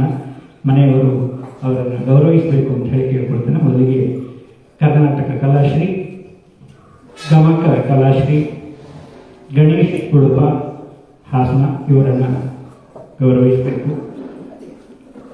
ಹಲವಾರು ಶಿಷ್ಯರನ್ನು ತಯಾರು ಮಾಡ್ತಾ ಇದ್ದಾರೆ, ಆನ್ಲೈನ್ ಕ್ಲಾಸ್ಗಳನ್ನು ಮಾಡ್ತಾ ಇದ್ದಾರೆ. ನಮಗೂ ಕೂಡ ಆಸಕ್ತಿ ಉಂಟು ಅಂತ ಹೇಳಿದರೆ ಆನ್ಲೈನ್ ಕ್ಲಾಸ್ನಲ್ಲಿ ಗಣೇಶ್ ಉಡುಪರನ್ನು ಗುರುಗಳನ್ನಾಗಿ ನಾವು ಪಡೆಯುವುದು. ದೇಶ ವಿದೇಶಗಳಲ್ಲಿ ಅವರ ಶಿಷ್ಯಂದರಿದ್ದಾರೆ. ಗಮಕವನ್ನು ಸಂಗೀತವನ್ನು ಹೇಳಿಕೊಟ್ಟರೆ ಅದರ ಮಾಧುರ್ಯವೇ ಬೇರೆ. ಅದನ್ನು ನಾವು ಗಣೇಶ್ ಉಡುಪರಲ್ಲಿ ಕಂಡಿದ್ದೇವೆ. ತುಂಬು ಹೃದಯದ ಕೃತಜ್ಞತೆಗಳು ಉಡುಪಾಗಿ. ಹಾಗೆಯೇ ಮುನಿರಾಜ ರೆಂಜಾಳರು. ಒಂದು ಅಪವಾದ ಇದೆ, ಮುನಿರಾಜ ರೆಂಜಾಳರು ಜೈನ ಸಾಹಿತ್ಯದಲ್ಲಿ ಅದ್ಭುತವಾದಂತಹ ವಿದ್ವತ್ತನ್ನು ಹೊಂದಿದವರು, ವಾಗ್ಮಿ ಅಂತ ಹೇಳಿ. ಆದರೆ ಕೇವಲ ಜೈನ ಸಾಹಿತ್ಯಕ್ಕೆ ಮಾತ್ರವಲ್ಲ, ಕನ್ನಡ ಸಾಹಿತ್ಯದ ಅದ್ಭುತ ಮೇರು ಪ್ರತಿಭೆ ವಾಗ್ದೇವಿಯವರಿಗೆ ಒಲಿದಿದ್ದಾರೆ ಅಂತ ಹೇಳಿದ್ರೆ ಖಂಡಿತವಾಗಿಯೂ ತಪ್ಪಲ್ಲ. ಅವರ ವಿದ್ವತ್ತು ಅನುಪಮವಾದದ್ದು, ಅನೂಹ್ಯವಾದದ್ದು. ಅವರಿಗೆ ಪರಿಷತ್ತಿನ ಪರವಾಗಿ, ಮನೆಯವರ ಪರವಾಗಿ ತುಂಬು ಹೃದಯದ ಕೃತಜ್ಞತೆಗಳನ್ನು ಸಲ್ಲಿಸ್ತೇನೆ. ಹಾಗೆ ಈ ಕಾರ್ಯಕ್ರಮ ಇಷ್ಟೊಂದು ಯಶಸ್ವಿಯಾಗಿ ನಡೀಬೇಕು ಅಂತ ಹೇಳಿದರೆ ಸತ್ಯಪ್ರಿಯ ಕಲ್ಲೂರಾಯರ ಆಸ್ಥೆ ಮುಖ್ಯವಾದದ್ದು. ಅವರ ದೃಷ್ಟಿ ಈ ಕಾರ್ಯಕ್ರಮದ ಸೃಷ್ಟಿಗೆ ಕಾರಣ. ನಮ್ಮ ಭುಜಬಲಿಯವರು ಹೇಳಿದಾಗ ಅವರ ಮನೆಯ ಕಾರ್ಯಕ್ರಮ ನೋಡಿಕೊಂಡು ಇಂಚಿನವೇ ಒಂದು ಕಾರ್ಯಕ್ರಮ ಎಂಟರ್ನಲ್ ಕಲಾವಿದರು ಅಂತ ಹೇಳಿದವರು. ಆ ನಿಟ್ಟಿನಲ್ಲಿ ನಾವು ಮಾಡಿದಂತಹ ಪ್ರಯತ್ನ ಅವರಿಗೆ ಸಂತೃಪ್ತಿಯನ್ನು ಒದಗಿಸಿದೆ ಅಂತ ಹೇಳಿ ನಾನು ಈ ಸಂದರ್ಭದಲ್ಲಿ ಭಾವಿಸ್ತೇನೆ.